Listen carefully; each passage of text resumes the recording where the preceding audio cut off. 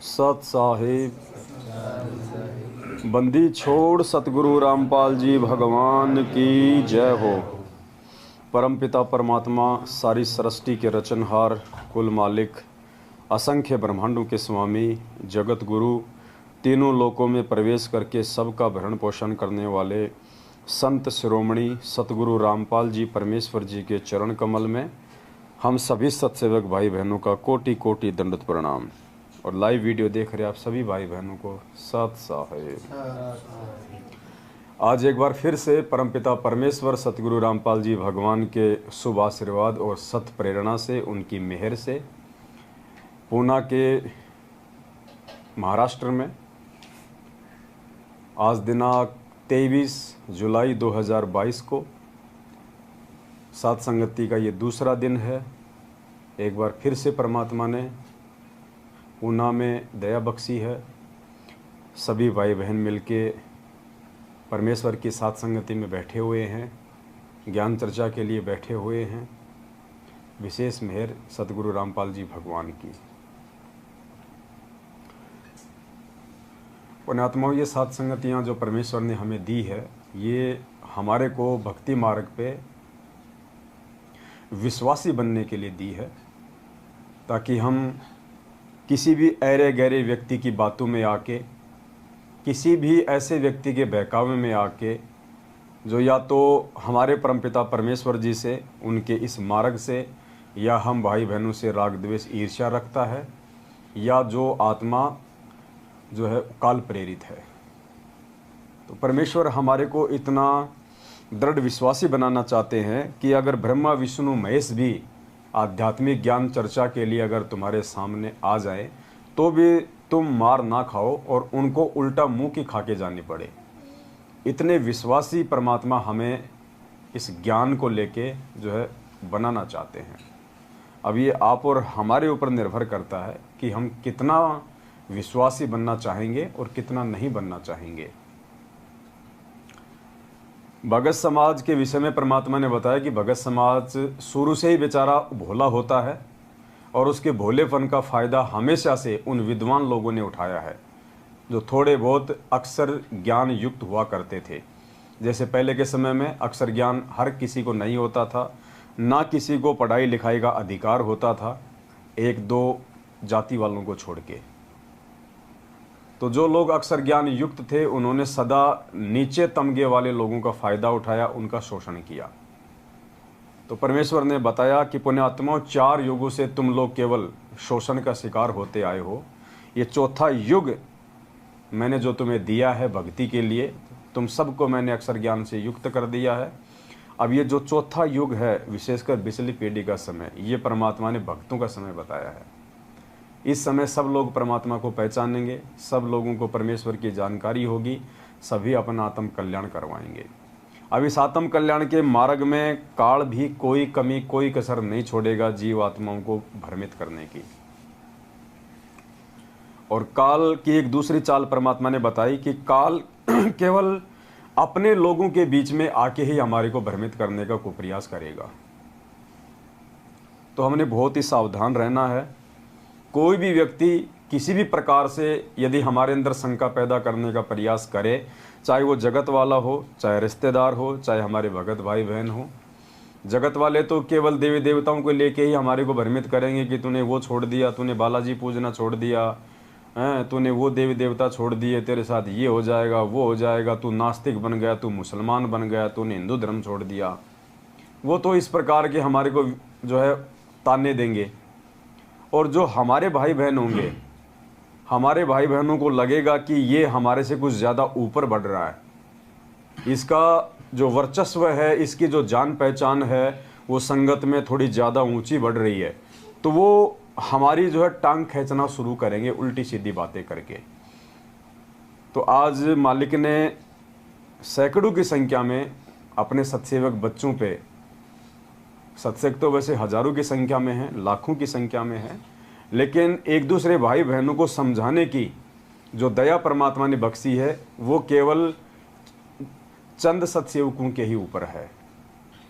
तो जब वो भाई बहन अपनी सेवा समझते हुए अपने अन्य भाई बहनों को समझाने का प्रयास करते हैं, तो जो लोग इस सेवा के काबिल नहीं हैं, जो लोग साथ संगतियों के काबिल नहीं हैं, जो लोग एक दूसरे भाई बहनों को ज्ञान आधार से समझाने के योग्य नहीं हैं, वो फिर क्या करेंगे? राग द्वेष और ईर्ष्या से ग्रस्त होकर टांग खींचना शुरू करेंगे। तो बहुत सारे भगत भाई बहन जब हम साथ संगतियों में बैठते हैं, परमात्मा की चर्चा करते हैं, अच्छी अच्छी बातें करते हैं, गुरुदेव के सत्संगों को आधार बना के, तो वो ये कहते हैं कि वो तुम्हारा गुरु बन गया, वो तुम्हारा गुरु बन गया, वो अपने आप में ज़्यादा विद्वान हो गया, अपने आप में ज़्यादा शाना हो गया, तुम ज़्यादा ज्ञानी हो गए। तो भाई परमात्मा हमारे को विद्वान ही बनाने के लिए आए हैं, हमारे को ज्ञानी ही बनाने के लिए आए हैं, क्योंकि 4 युगों से हम लोग धोखा खाते आ रहे हैं, ज्ञानी ना बन पाने के चलते, विद्वान ना बन पाने के चलते। तो अब की बार हम आप लोगों की इन उल्टी सीधी बातों में नहीं आने वाले हैं। अब की बार तो परमेश्वर ने यदि हमारे को विद्वान बनाने का बीड़ा उठाया है, तो हम भी भाई विद्वान बनने के लिए बिल्कुल तैयार हैं। और अब की बार आप लोगों की छोटी छोटी बातों में, आप लोगों के बहकाव में हम नहीं आने वाले हैं। हमने केवल परमात्मा प्रसन्न करना है, और परमात्मा प्रसन्न होगा भक्ति मार्ग पे ज्ञान को आधार बना के दृढ़ता के साथ में आगे बढ़ने से।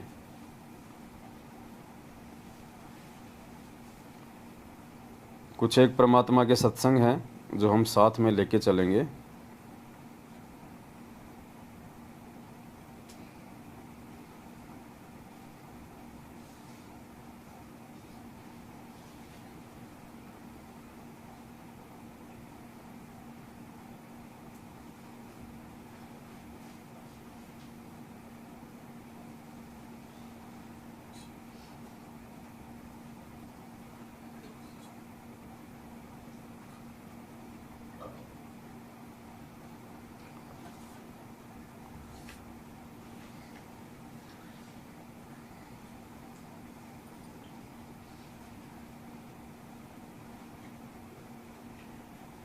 भूल जाता हूँ मैं वीडियो कहाँ रखे हैं, लिख के भूल जाता हूँ किस नाम से सेव कर रखे थे। तो कहने का मतलब है परमात्मा जिस मकसद से यहाँ पे आते हैं, परमात्मा उस मकसद को पूरा करवाने के लिए हमारे को विद्वान बनाना चाहते हैं, हमारे को ज्ञानी बनाना चाहते हैं, ताकि हम धोखा ना खा जाएं। और दूसरी बात, पुण्यात्माओं, परमात्मा ने अपने सत्संगों में कहा है कि जब बेटा युवा हो जाता है, जवान हो जाता है, तो हर बाप की एक ये इच्छा होती है, उसकी एक उम्मीद होती है कि वो बेटा बड़ा होके बाप के काम में उसका सहयोग करे। जैसे कोई किसान है तो वो चाहता है कि बेटा जब जवान हो, बड़ा हो, तो उसकी खेती बाड़ी के काम में उसका सहयोग करे। किसी का कोई व्यापार है, कोई बिजनेस है, तो वो यही चाहता है कि मेरा बेटा बड़ा होके मेरे काम धंधे में मेरा हाथ बटाए। अब हम सब के जो पिता हैं आत्मा के, सतगुरु रामपाल जी भगवान, वो यहाँ पे भक्ति रूपी खेती करने के लिए आए हैं, और वो चाहते हैं कि मेरे बच्चे मेरे इस आध्यात्मिक कर्म में वो मेरा सहयोग करें। और पुण्यात्माओं, आज उसी दिशा में परमात्मा अपने सत्सेवक बच्चों को आगे बढ़ा रहे हैं। हम सत्सेवकों ने इस बात को समझ लिया है, हमने जान लिया है, पहचान लिया है कि हमारे जीवन का मकसद क्या है, हमारा भविष्य किस चीज़ में है, हमारा हित किस चीज़ में है, हमारा हानि या हमारा फ़ायदा कौन सी चीज़ में है। तो उसी दिशा में हम परमेश्वर के ज्ञान को आधार बना के आगे बढ़ रहे हैं।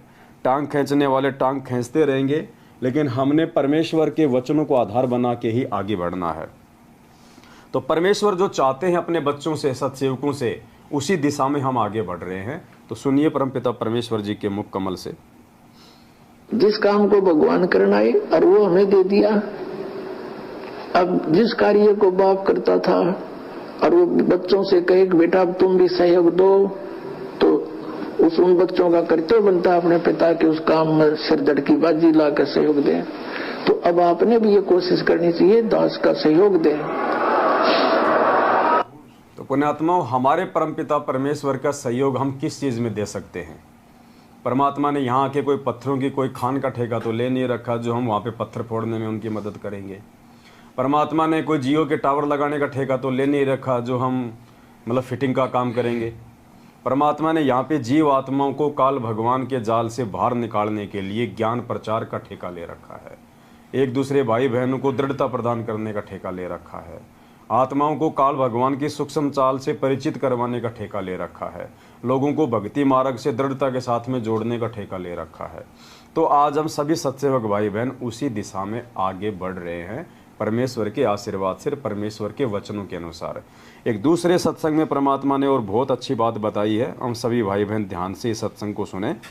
परमात्मा ने कहा कि जब सतगुरु यहाँ पे आता है तो वो भगत को ज्ञान दे दे के उसको अपने जैसा उसको बना लेता है। जो ज्ञान परमात्मा देते हैं आगे चल के उसका भगत भी वही ज्ञान प्रचार करता है, वही बातें भगत समाज के सामने रखता है।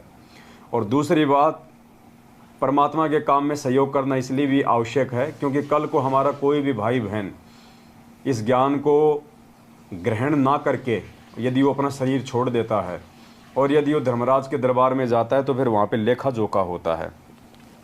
तो कल को वो जीव सतगुरु को दोषी ना ठहरा दे, वहाँ पे परमात्मा को दोषी ना ठहरा दे कि मेरे को किसी ने बताया नहीं, मेरे को समय रहते किसी ने समझाया नहीं। तो परमात्मा जब इस पृथ्वी पे आते हैं तो परमेश्वर मानव शरीरधारी किसी भी जीव आत्मा को ऐसा नहीं छोड़ते कि उस तक ये ज्ञान ना पहुँचा हो। यानी धर्मराज के दरबार में जाके कोई भी जीव ये कहने का अधिकारी नहीं होता है कि मेरे को मालूम नहीं था या मेरे को किसी ने बताया नहीं था। तो आज जितने भी सत्सेवक भाई बहन हैं ये इसी प्रयास में निरंतर आगे बढ़ रहे हैं कि कल को सतगुरुदेव जी के आने के बाद या उनके आने से पहले यदि किसी का शरीर छूट गया तो वो कल को ये ना कह दे वहाँ जाके कि मेरे को तो किसी ने सच्चाई बताई नहीं थी कि कौन सही था कौन गलत था, कौन परमात्मा के ज्ञान आधार से चल रहे थे और कौन ज्ञान के विरुद्ध चल रहे थे। तो परमात्मा वहाँ पे दोषी नहीं बनना चाहता है, इसलिए भी परमात्मा ने आप और हमारी सेवा संगत को समझाने की लगा रखी है। सुनिए परमात्मा का सत्संग ध्यान से, और फिर बोलने वाले पुण्यात्माओं बोलते रहेंगे, उनका काम है, क्योंकि काल भगवान के जो एजेंट होते हैं उनका एक ही काम होता है कि जो भक्ति करने वाली आत्मा होती है उनके विश्वास को डामाडोल किया जाए, उनके आत्मविश्वास को तोड़ा जाए, उनको कमज़ोर किया जाए। तो हमने उनकी ऐसी बातों में बिल्कुल भी नहीं आना है। परमात्मा ने हमारे लिए क्या आदेश दे रखे हैं, परमात्मा ने हमें क्या आध्यात्मिक मार्ग पे आगे बढ़ने की शिक्षा दे रखी है, हमने केवल उन चीज़ों को ध्यान में रखना है। बाकी तो ये काल भगवान का लोक है, वो हर प्रकार से कोशिश करेगा जीव आत्माओं को मानसिक रूप से कमज़ोर करने की। तो देखिए गुरुजी हमें क्या कह रहे हैं सत्संग में, और उसी दिशा में हम लोग निरंतर आगे बढ़ते जा रहे हैं। न जाने भृंग को ऐसे गुरु कर ले आप समान। पुण्यात्माओं जैसे दास आपको रह करिए ज्ञान, गीता और वेदों के श्लोक मंत्र, परमात्मा की महिमा की शब्द साखियाँ आपको बार बार सुना रहा है। कुछ दिनों में आप में भी यही प्रेरणा हो जाएगी। कहते हैं जैसे एक भृंगी कीड़ा होता है, बंबीरी आपने देखी होगी, भी भी भी भी भी भी करती रहती है। वो क्या करती है, कहीं से कीड़ा उठा लेती है, उस कीट को उठा करके रख लेती है, एक मिट्टी उसके चारों तरफ लगा देती है, उस सुराख रख लेती है, उस सुराख के ऊपर बैठ के वह भी भी भी भी करती रहती है और उस कीट को अपने जैसे स्वभाव वाला बना लेती है। फिर वो कीट भी भृंग बन करके ऐसे भी करता रहता है। तो ये जो ज्ञान है गुरुजी के विषय बता रहे हैं कि सतगुरु जो होगा आपको इस प्रकार ज्ञान देगा और आप जी को ऐसा ज्ञान भर देगा, आप भी फिर अपने बहन भाइयों को मित्रों को ऐसे भी करना शुरू कर दोगे। ये स्वाभाविक है, क्योंकि इस मार्ग पर आने के बाद अपने मोक्ष की चिंता समाप्त हो जाती है। फिर हमें चिंता बनती है कि देख मेरा मित्र है, मेरी सहेली, भाई है, बहन है, कोई रिश्तेदार है, तो वहाँ दौड़ते हैं, वहाँ काल विद्यमान होता है और 100 बार समझाते हैं, पुण्यात्मा मान जाते हैं, जिनके अभी संस्कार कमज़ोर हैं वो आनाकानी करते रहते हैं। तो हमारा कर्तव्य है कि इस संदेश को जन जन तक पहुँचाएं ताकि कल को हम दोषी ना बन जाएं, क्योंकि हमें ज्ञान हो गया। और फिर वो जिनके पास ये संदेश पहुँच रहा है, जैसे दास ने पुस्तक बनाई है, प्रवचन किए हैं, CD बनाई है, और जन जन तक आप जी भी संदेश भेज रहे हो, किसी को बता रहे हो, समझा रहे हो, फिर वो प्राणी नहीं मानता है तो भगवान दोषी नहीं रहा, वो जाएगा यहां से मृत्यु के उपरांत इस धर्मराज के दरबार में, न्यायाधीश के पास खड़ा हो। वहां जाकर इसको पता लग जाता है कि मेरे से बहुत भयंकर गलती बन गई, मैंने भक्ति नहीं की और सारा जीवन ये संसारिक क्रियाओं में खो दिया। और वहां वचनबद्ध होकर आया था, भगवान अब के मनुष्य जीवन दे दो, मैं बहुत भक्ति करूंगा, अपने पेट के लिए धंधा भी करूंगा लेकिन आपको नहीं भूलूंगा। और सबसे पहले वही गलती की, धंधा याद रह गया पर भगवान भूल गया। तो परमात्मा कहते हैं कि यदि हमें जानकारी हो गई है सत्य असत्य की, ज्ञान अज्ञान की, भले और बुरे की, और उसके बाद यदि हम अपने अन्य भाई बहनों को नहीं समझाते हैं तो फिर हम परमात्मा के दोषी हो जाएंगे। तो हमें इस बरवाला कांड का जो षड्यंत्र है इसकी हमें पूरी जानकारी हो गई है, और वर्तमान में परमेश्वर ने जो ज्ञान दिया है 27 वर्षों से, वो भी परमात्मा ने सद्बुद्धि देके हमें समझा दिया है। इसलिए हमारी जिम्मेदारी बनती है कि हमारे जो अन्य भाई बहन हैं जो अभी इस स्तर पे नहीं पहुँचे हैं और जो काल भगवान के एजेंटों के झांसे में हैं, तो हमारा ये परम कर्तव्य बनता है कि हम उन भाई बहनों तक संदेशा पहुंचाएं ताकि वो अपनी मर्यादाओं को बचाएं, उन काल प्रेरित लोगों का साथ छोड़ें और अपनी भक्ति में आगे बढ़ें, परमात्मा को जो है वो प्रसन्न करें। तो ये हमारी जिम्मेदारी बनती है और इस जिम्मेदारी को ना निभा के हम परमात्मा के दोषी नहीं बनना चाहते हैं। तो ये छोटी छोटी बातें थी जो आम तौर पे भाई बहन नहीं समझ पाते हैं, तो उनका थोड़ा सा भ्रम निवारण करना भी ये ज़रूरी होता है, ताकि हम आपस में बैठ के इस प्रकार से जो परमात्मा की चर्चा कर रहे हैं तो अपने मन में कोई शंका पैदा ना करे कि भाई वो तुम्हारा गुरु बन गया, वो तुम्हारा लीडर है, वो तुम्हारा नेता है। ये कोई राजनीतिक पार्टी नहीं है, ये आध्यात्मिक मार्ग है परमात्मा का। और परमात्मा कहते हैं कि गुरु से ज्ञान होने के बाद में, और ये ज्ञान भी ऐसा ज्ञान है जो पूरी दुनिया में नहीं है, आज से पहले ना ये ज्ञान किसी ने दिया ना कोई जानता था। परमात्मा ने आके ये ज्ञान दिया है आज 8 सितंबर 1951 को धरती पे प्रकट होके। तो ये ज्ञान पुण्यात्माओं या तो वो परमात्मा जानता है या परमात्मा से इस ज्ञान को जो प्राप्त उसके बच्चे हैं वो जान सकते हैं, वो बता सकते हैं। तो आज हमारे पूज्य गुरुदेव जी हिसार जेल में बैठे हुए हैं, उनकी गैर हाजिरी में उनके बच्चों को जो काल भगवान के जाल में फंसाया जा रहा है, उनकी मर्यादा तोड़वा के काल भगवान के बाड़े में भेजा जा रहा है। तो फिर ये हम जैसे भाई बहनों के सत्सेवकों की ये जिम्मेदारी बन जाती है कि हम अपने भाई बहनों को हर संभव कोशिश करके उन तक हम ये ज्ञान पहुंचाएं, जानकारियां पहुंचाएं, ताकि वो उधर से निकलें, साथ संगति से जुड़े, इस सत्य के मार्ग से वो जुड़े।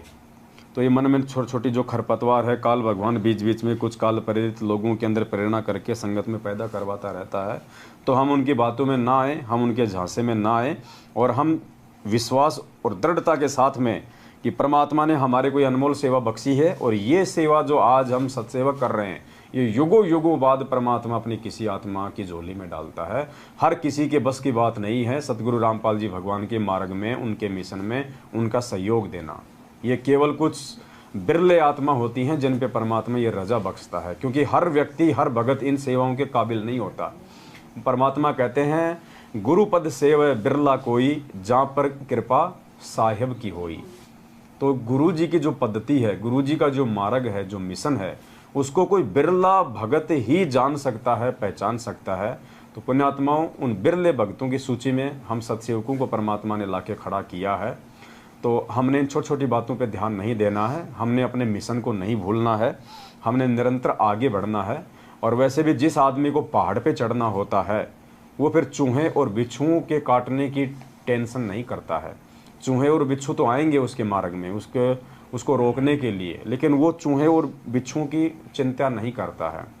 तो कुछ एक हमारी संगत वाले ही काल प्रेरित भाई बहन अपनी जो छोटी मोटी अटपट जो फेसबुक पे, व्हाट्सएप पे कमेंट्स वगैरह के माध्यम से, मैसेज वगैरह के माध्यम से जो करते रहते हैं, जो हमारा मनोबल कमज़ोर करने का जो कुप्रयास करने की कोशिश में रहते हैं, हमने ऐसे लोगों से भी सावधान रहना है। और किसी भी अरे गहरे व्यक्ति के कुछ भी बोलने से, कुछ भी कहने से हमने अपने मकसद से पीछे नहीं हटना है। सब परमात्मा हमारे साथ में है, परमात्मा की दया से ही ये सात संगतियाँ हो रही है। परमात्मा की रजा से ही हम इतनी दूर दूर से आते हैं और परमात्मा की विशेष मेहर से हम उनके द्वारा दिए गए ज्ञान के ऊपर विवेचन करते हैं, विचार विमर्श करते हैं। अन्यथा पुण्यात्मा, ये जीव के बस की बात नहीं है कि परमेश्वर के द्वारा दिए गए ज्ञान पे भी वो चर्चा कर सके, क्योंकि ये चर्चा करने के लिए भी बहुत कुछ चीज़ों की आवश्यकता होती है।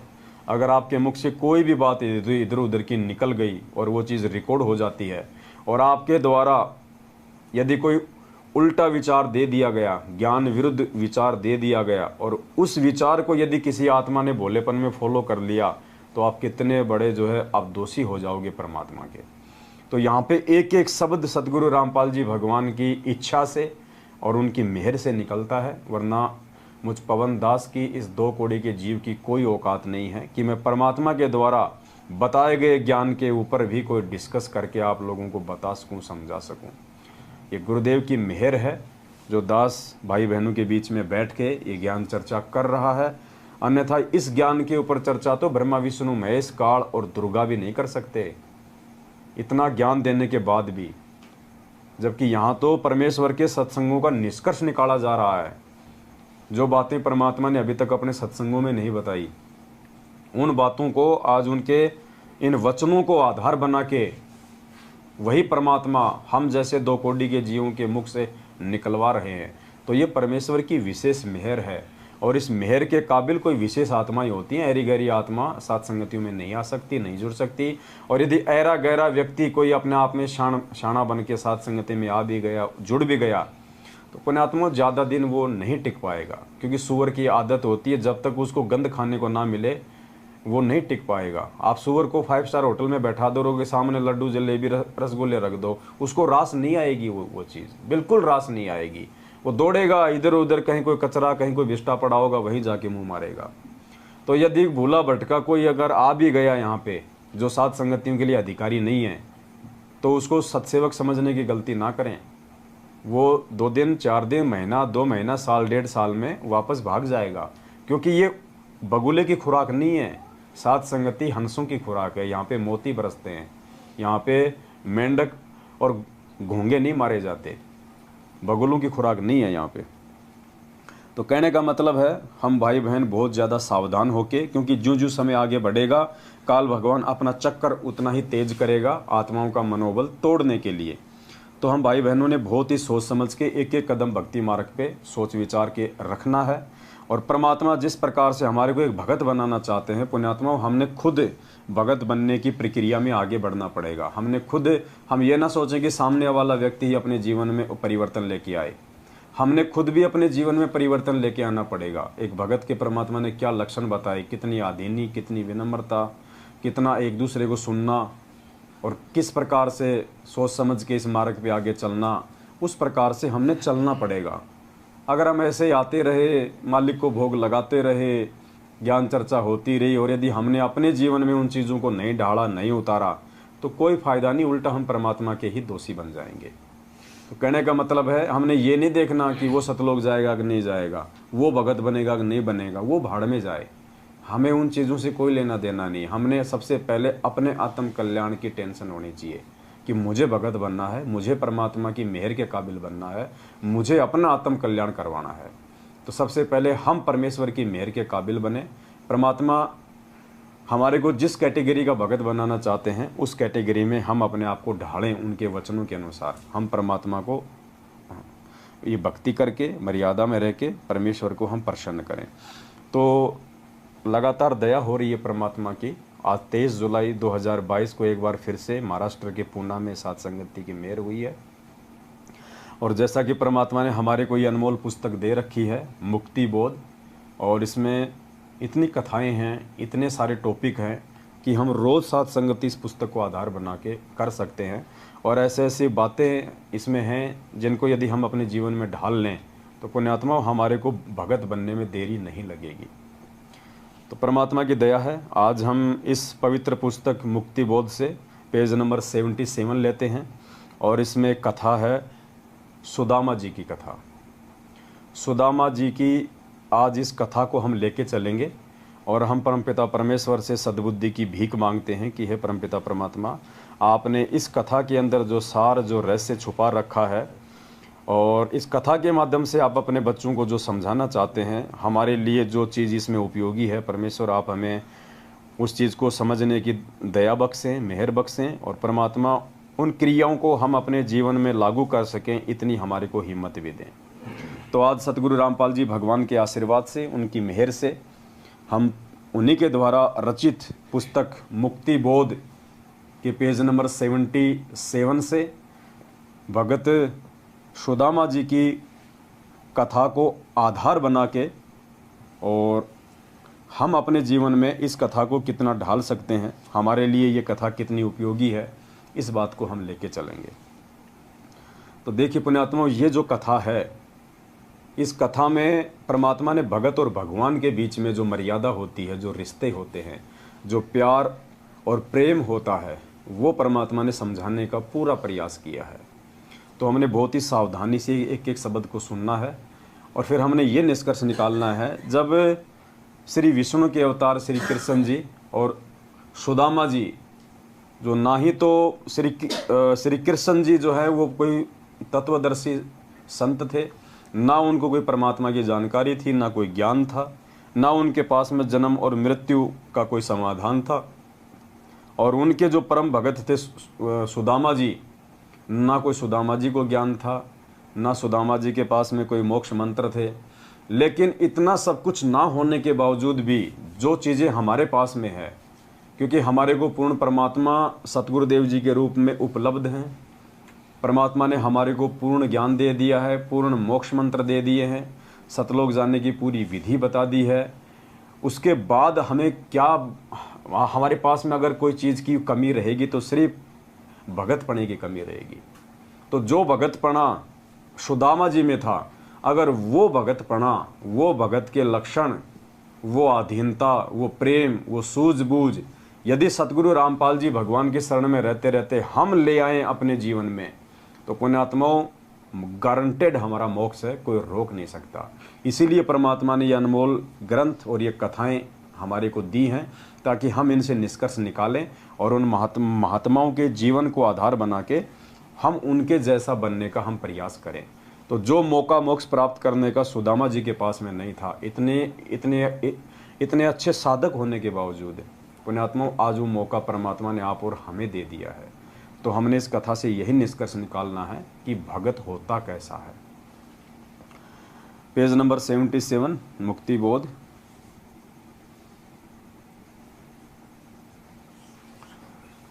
श्री कृष्ण जी तथा ब्राह्मण सुदामा जी सहपाठी क्लास फेलो थे।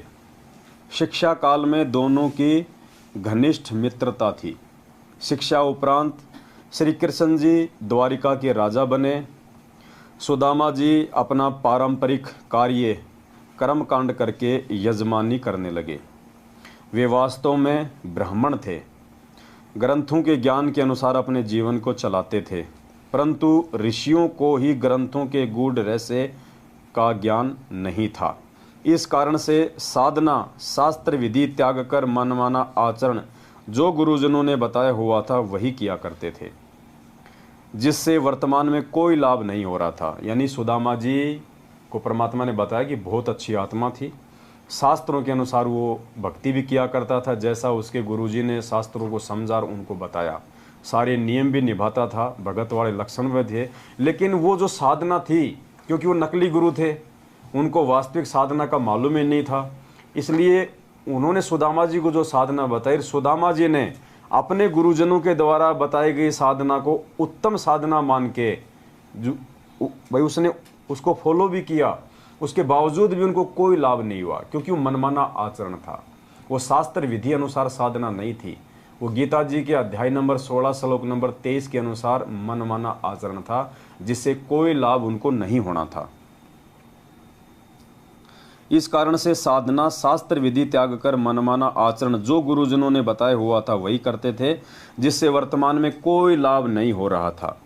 श्री सुदामा जी किसी यजमान को भ्रमित करके रुपये या अन्य पदार्थ नहीं लेते थे।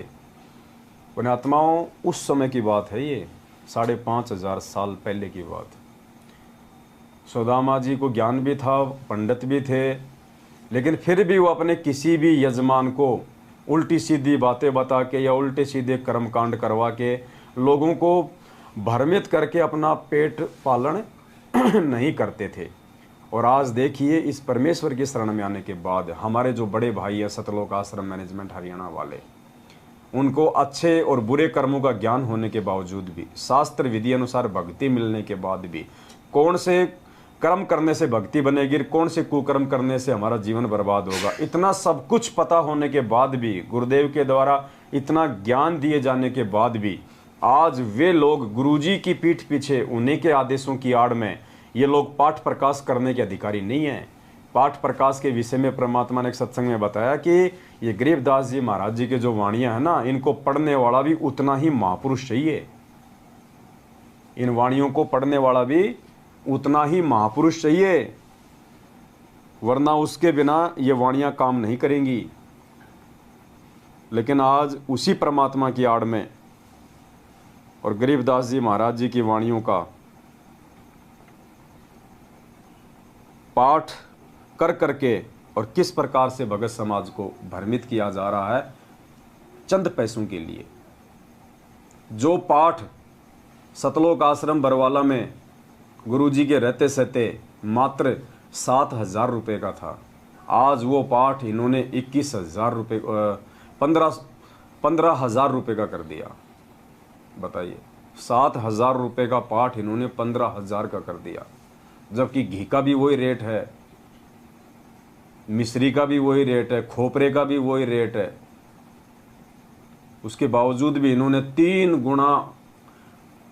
2 गुना ज़्यादा पाठ प्रकाश का रेट कर दिया। इतना तो भारत सरकार डीजल पेट्रोल भी नहीं बढ़ाती जितना इन्होंने पाठ प्रकाश की राशि बढ़ाई है। पुण्यात्माओं, ये धंधा, परमात्मा कहते हैं फूटी ज्ञान विवेक की, अंधा है जगदीश, चंपाकली को 500 और मनी राम को 30। इन्होंने अपने धार्मिक धंधे के लिए ये भी नहीं देखा कि हम क्या कर रहे हैं और आगे चल के हमारे द्वारा किए गए इन कर्मों का क्या परिणाम निकलेगा। जो ज्योति हवन सतलोक आश्रम बरवाड़ा में 500 रुपये का होता था, वो ज्योति हवन आज इन्होंने 2100 रुपये का कर दिया।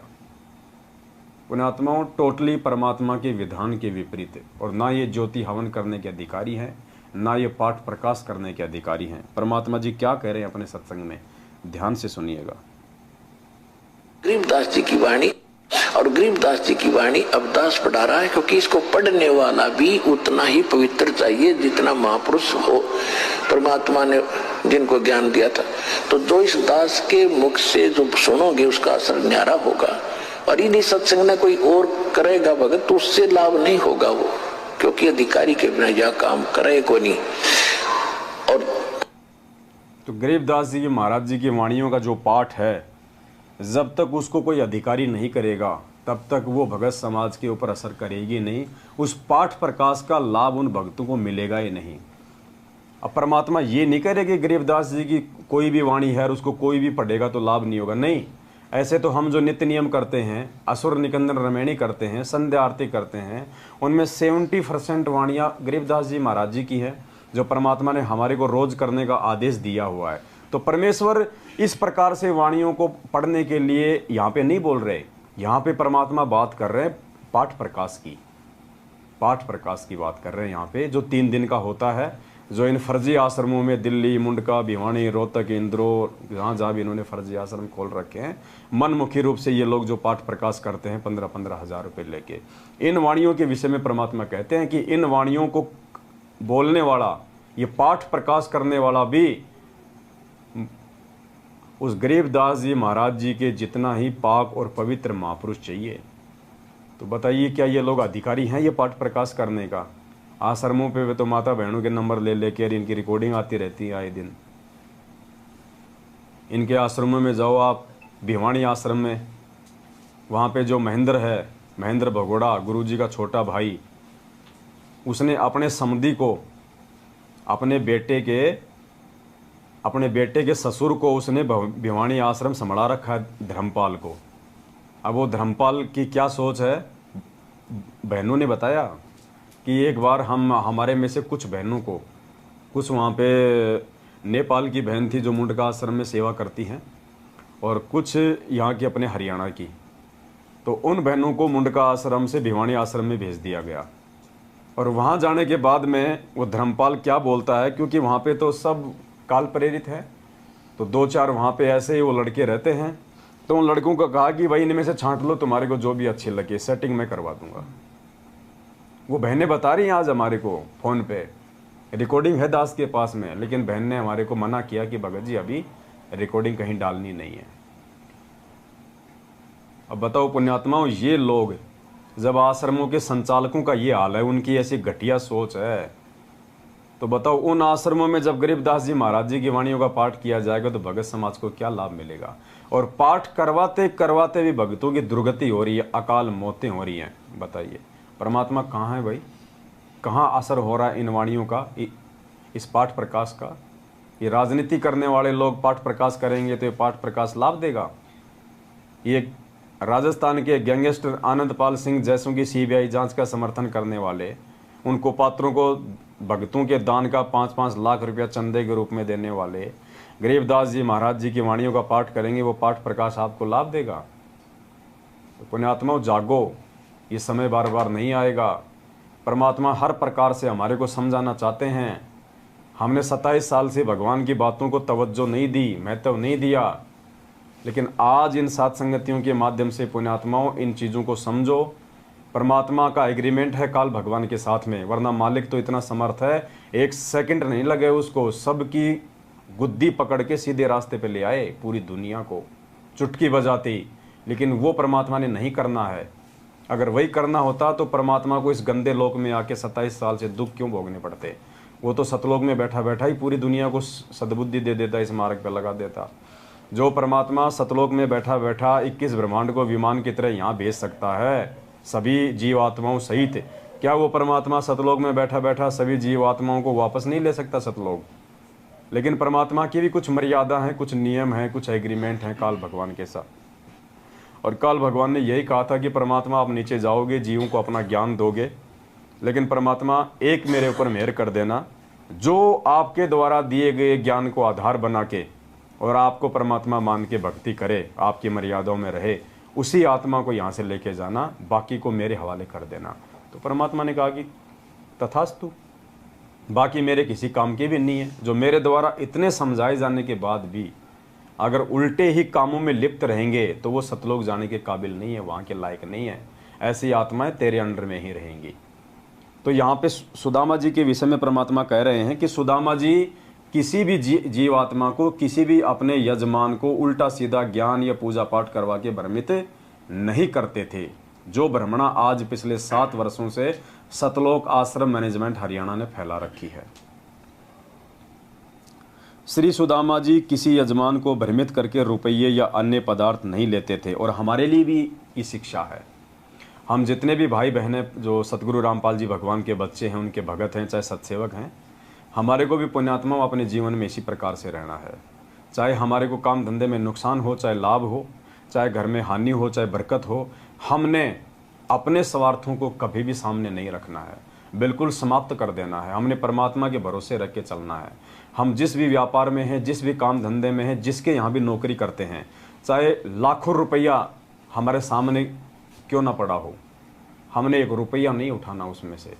किसी भी प्रकार से उस मालिक के साथ में, उस व्यापार से हमने कोई चीटिंग नहीं करनी, कोई दगाबाजी नहीं करनी, झूठ छल कपट का सहारा नहीं लेना हमने, वरना परमात्मा उसी समय हमसे दूर हो जाएगा। उसी समय मर्यादा में रह के भक्ति करते करते भी यदि भगत के ऊपर कोई आपत्ति आती है तो पुण्यात्मा उसी समय दिमाग दौड़ा लेना, ये बात को गांठ बांध लेना। अगर मर्यादा में रहते रहते भी भगत के ऊपर कोई दिक्कत आ रही है तो वो परीक्षा है। परमात्मा चेक करना चाहता है हमारे को कि ये हीरा मेरा जो है कितना पक्का है या इसमें कितनी कमजोरी है, क्योंकि संकट में ही भगत की परीक्षा होगी, तकलीफों में ही भगत की परीक्षा होगी। लोहे का जब कोई औजार लोहार बनाता है, उससे पहले उसको आग में जलाता है, उसको लाल कर देता है, फिर उसके चोट मारता है। उसके बिना उसका वो औजार नहीं बनाया जा सकता जो लोहार बनाना चाहता है। तो हम भाई बहनों के ऊपर भी अगर छोटी मोटी कोई समस्या, कोई दुख तकलीफ आ जाती है भक्ति करते करते भी, तो हमारे को ये विश्वास होना चाहिए कि परमात्मा मेरे साथ में है और ज़रूर मेरा गुरुदेव, मेरा परमात्मा, मेरा भगवान मेरी परीक्षा ले रहा है कि मैं कितना उनको समझ पाया, कितने उनको ज्ञान को समझ पाया हूँ। मान लीजिए किसी के ऊपर कोई आर्थिक समस्या है, कोई पैसे की समस्या है, बच्चों की फीस नहीं भर पा रहा, मकान का किराया नहीं भर पा रहा, गाड़ी की वो किस्त नहीं भर पा रहा, तो उस समय उसकी वो परीक्षा है परमात्मा की तरफ से। अब इसमें एक चीज़ और होगी, ध्यान देना इस बात को। ऐसे समय में जब आपके ऊपर कोई आर्थिक संकट आएगा या वैसे कोई प्रॉब्लम आएगी या कोई शारीरिक कोई प्रॉब्लम है, तो बराबर में वो परमात्मा आपको 2-3 ऑप्शन भी देगा।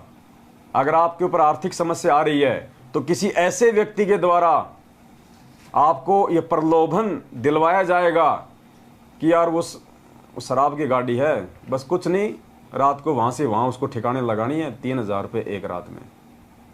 अच्छा हाँ, अरे कुछ नहीं यार, वो छोटा सा काम है, बस वो शराब की पेटी वहाँ से वहाँ करनी है, बस 24 घंटे कमाएगा उतना तो 1 घंटे में मिल जाता है वहाँ। तो परमात्मा हमारे को बराबर में ऑप्शन भी देगा।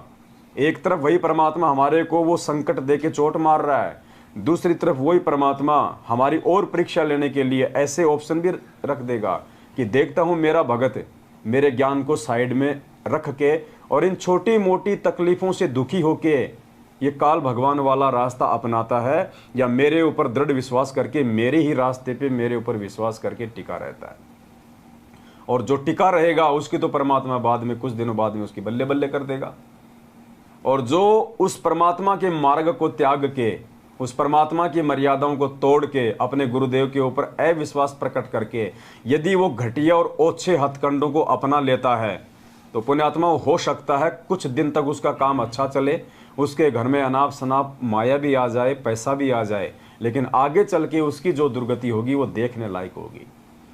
तो यदि हम मर्यादा में हैं, भक्ति कर रहे हैं और ऐसे में यदि छोटी मोटी तकलीफ या परेशानी हमारे ऊपर आ रही है तो ये भगवान की मेहर समझना कि परमात्मा तेरी परीक्षा ले रहा है। और परमात्मा किसी की परीक्षा लेगा इसका मतलब गुरु जी की नज़र उस भगत पे है। तो ये भी समझना कि वो असंख्य ब्रह्मांडों का मालिक और मुझ 2 कौड़ी के जीव पे अपनी नज़र बनाए हुए है। और भगवान जिस पे अपनी नज़र बना दे फिर वो कौन क्या बिगाड़ लेगा उसको। यहाँ तो सिर्फ थोड़े से विश्वास की ज़रूरत है, फिर थोड़े से धैर्य की ज़रूरत है। शील, संतोष, विवेक, दया, अक्षमा, ये 5 गुण परमात्मा 16 श्रृंगार से पहले परमात्मा ये 5 गुण हमारे को देगा। और ये 5 गुण परमात्मा देगा तो फिर उनकी परीक्षा भी लेगा। अब टीचर भले बच्चे को LKG में या प्रे में A for Apple, B for ball सिखाता है, फिर वो उसकी परीक्षा भी लेता है, टेस्ट भी लेता है। A लिख देगा, फिर A फॉर आगे छोड़ देगा डॉट डॉट डॉट, देखिए बच्चा क्या लिखेगा, A फॉर एप्पल लिखता है या फिर A फॉर बफेलो लिखता है। तो वो परीक्षा भी लेगा फिर साथ साथ में उस बच्चे की। तो इसी प्रकार ये परमात्मा हमारा टीचर है आध्यात्मिक। और परमात्मा जिस हमें जैसे जैसे ज्ञान देते जाएंगे वैसे वैसे परमात्मा हमारे अंदर मजबूती पैदा करने के लिए हमारी परीक्षा भी लेते जाएंगे कि इनमें थोड़े बहुत वो गुण विकसित हुए हैं या नहीं हुए हैं। तो पुण्यात्माओं, ऐसे समय में हमने बहुत ही सावधान रहना है और गुरुदेव के ज्ञान को आधार बना के गुरुदेव पे विश्वास करके हमने उन परिस्थितियों का सामना करना है। हमने झुकना नहीं है, टूटना नहीं है उन परिस्थितियों से। यदि टूट जाएंगे सदा सदा के लिए फिर हम परमात्मा के मिशन से बाहर हो जाएंगे। तो सुदामा जी की कथा से आज हमारे को ये भी सीखने को मिलेगा कि भगवान का दोस्त होने के बावजूद 3 लोक के भगवान त्रिलोकीनाथ विष्णु अवतार श्री कृष्ण जी का सहपाठी, उनका क्लास फेलो होने के बावजूद और अपनी उम्र का 60% हिस्सा उन्होंने दारिद्रता में गुजार दिया, लेकिन कभी अपने भगवान से डिमांड नहीं करी। उन्होंने 1 रुपए की भी डिमांड नहीं करी, किसी भी सुख और लाभ की डिमांड नहीं करी। जबकि उसकी पत्नी उसको रोज कहा करती थी कि जाता क्यों नहीं, तेरा तो दोस्त है, तेरा तो दोस्त है, क्या तेरे को देगा नहीं, द्वारिका का राजा है। लेकिन पुण्यात्माओं, वो पंडित था, वो भगत था। और हम क्या कर रहे हैं आज, जुखाम हो जाए तो भी गुरुजी से प्रार्थना, भैंस दूध ना दे तो भी गुरुजी से प्रार्थना। हमारे को शर्म आ जानी चाहिए सुदामा जी की ये कथा सुनने के बाद में। और विचार करना पड़ेगा लास्ट में इस कथा के कि हम कहाँ खड़े हैं, हम भगत की श्रेणी में हैं या आम व्यक्ति की भी श्रेणी में हैं या नहीं है। ऐसे परमात्मा नहीं मिलेगा, ऐसे भगवान नहीं मिलेगा, ऐसे सतलोक नहीं मिलेगा। श्री सुदामा जी किसी यजमान को भ्रमित करके रुपये या अन्य पदार्थ नहीं लेते थे, केवल अपना व परिवार का भोजन तथा कपड़े यदि आवश्यकता हुई तो ही लेते थे। कुछ दिन कोई क्रियाक्रम करवाने वाला नहीं आया, भोजन की समस्या पूरे परिवार को हो गई। सुदामा देखो, यहाँ से सुदामा जी की परीक्षा हो गई शुरू। सुदामा जी अपनी आवश्यकता के अनुसार ही उनसे रोटी और कपड़ा वगैरह मांगा करते थे, और वो भी केवल उसी से जिसकी वो यजमानी किया करते थे, जिसके घर पे वो पूजा पाठ किया करते थे। एक समय सुदामा जी के जीवन में ऐसा आया कि कोई भी पूजा पाठ करवाने वाला नहीं आया। अब सुदामा जी के परिवार पे आर्थिक संकट आ गया, रोजी रोटी की समस्या आ गई। आप सुदामा जी को देख के ना चलें, वरना हम इस कथा को जिंदगी में नहीं समझ पाएंगे। वो सुदामा हम सभी भाई बहन अपने को समझें कि परमात्मा यहाँ पे सुदामा की जगह हमें रख रहे हैं। मैं पवनदास अपने आप को समझूं सुदामा, आप अपने आप को समझिए, तब ये कथा समझ में आएगी हमारे कि भक्ति के बाद में भगत पे वो दुख आएंगे, जानबूझ के देगा परमात्मा अपने भगत की एग्जाम के लिए। कुछ दिन कोई क्रियाक्रम करवाने वाला नहीं आया, भोजन की समस्या पूरे परिवार को हो गई। सुदामा जी की पत्नी ने कहा कि आपके 4 पुत्र छोटे छोटे हैं, भूख से बेहाल हैं। आप कहते हो कि द्वारिकाधीश श्री कृष्ण मेरे मित्र हैं, वे द्वारिका के राजा हैं, आप कुछ धन मांग लाओ। वे आपको मना नहीं करेंगे, क्योंकि आप कहते हो कि शिक्षा काल में वे आपके परम मित्र थे, वे आपके साथ घर आते थे और इकट्ठा खाना खाते थे। सुदामा जी ने कहा कि ब्राह्मण मांगता नहीं। पुण्यात्मा, भगवान से भी सुदामा जी ने भगवान से भी कुछ नहीं मांगा। उसकी पत्नी के बोलने के बाद भी, और सुदामा को भी इस बात का पूरा विश्वास था कि अगर मैं श्री कृष्ण जी से कुछ मांगूंगा तो मुझे मना नहीं करेगा। उसके बाद भी उन्होंने कभी अपने मित्र से, अपने भगवान से किसी भी प्रकार की कोई डिमांड। और गुरुजी क्या कहते हैं बार बार अपने सत्संगों में, और हम क्या रोज संध्या आरती करते हैं कि हम क्या बोलते हैं, अंतर्यामी एक तुम आत्म के आधार, और जो तुम छोड़ो हाथ तो मोय कौन उतारे। हम अंतर्यामी भी कहते हैं गुरुजी को। अब अंतर्यामी है और मानते हैं यदि हम हृदय से, तो क्या अंतर्यामी को पता नहीं कि मेरा बच्चा किस समस्या से जूझ रहा है, मेरे बच्चे पे क्या संकट आने वाला है, कब उसको किस चीज़ की जरूरत पड़ेगी? क्या अंतर्यामी को पता नहीं? क्या दुनिया का कोई भी बाप अपने बच्चे को अभाव में, तकलीफ़ों में देख सकता है? क्या आप मान लीजिए आप कोई धनी पिता है और आपके बच्चे ने यदि कोई साइकिल की डिमांड कर दी अपने पड़ोस के बच्चे को देख के, तो क्या आप उसको साइकिल नहीं लाके दोगे? लाके दोगे आप। जहाँ तक आपकी हैसियत है, आप सक्षम हैं। कोई भी बाप अपने बच्चे को दुखी नहीं देख सकता। अब ये तो दुनिया का सबसे धनी बाप है, ये तो समर्थ परमात्मा है, जिसने 21 ब्रह्मांड के स्वामी ज्योति निरंजन को भीख में 21 ब्रह्मांड दे रखे हैं। ये हमें क्या नहीं दे सकता? क्या इस अंतर्यामी को मालूम नहीं है? सब पता है। अपने प्रत्येक शिष्य और शिष्या के जीवन का इनको भली भांति पता है। मालिक कहते हैं चीटी पायल बाजे पैर, साहिब सुनता है सब लहर। ये वो अंतर्यामी परमात्मा है जो चीटी के पैर की यदि पायल भी बना दी जाए, परमात्मा कहते हैं पहली बात तो चीटी के पैर की पायल बनना नामुमकिन है, और अगर वो बन गई तो बिल्कुल नॉइजलेस होगी, उसका शोर नहीं हो सकता। कहते हैं ये परमात्मा तो अगर चीटी के पैर में पायल बना के पहना दी जाए तो उसकी आवाज़ को भी सुनता है। उसको कहते हैं अंतर्यामी। ये हमें शिक्षा दे रहे हैं परमात्मा कि तुम्हारे को कितना विश्वास करने की आवश्यकता है मेरे ऊपर, तब जाके तुम भक्ति मार्ग पे आगे टिकोगे। वरना कल को शरीर तुम यहीं मांगते रहोगे मेरे से, मिनट मिनट में छोटी सी समस्या आई नहीं, हे गुरुजी ये क्या हो गया, ये परमात्मा मैंने तो ज्योति भी करा दी, मैंने तो पाठ भी करवा दिया, मैं तो तारीखों पे भी जा रहा हूँ, मैंने तो 4 बार नाम भी शुद्ध करवा लिया, फिर भी मेरे साथ ऐसा क्यों हो रहा है? हमने कोई खरीद रखा क्या भगवान को? नाम लिया था जब हमने एग्रीमेंट किया था कि गुरुजी मेरे तो पैर में कांटा भी नहीं लगना चाहिए, एग्रीमेंट किया था क्या? ये हमारी कमजोरियां हैं। वास्तव में अंतर्यामी से मांगा नहीं जाता। एक पंजाबी भाई ने कोई भजन बना रखा था जिसमें उसने कहा था कि सब किछ जानदा किस आगे कीजे अरदास। सब किछ जानदा, वो परमात्मा सब कुछ जानता है, तुम किसके आगे अरदास कर रहे हो। और अंतर्यामी के आगे अरदास करने का या अंतर्यामी से प्रार्थना लगाने का मतलब है हम अपने भगवान की बेइज्जती कर रहे हैं, हम अपने गुरु की बेइज्जती कर रहे हैं।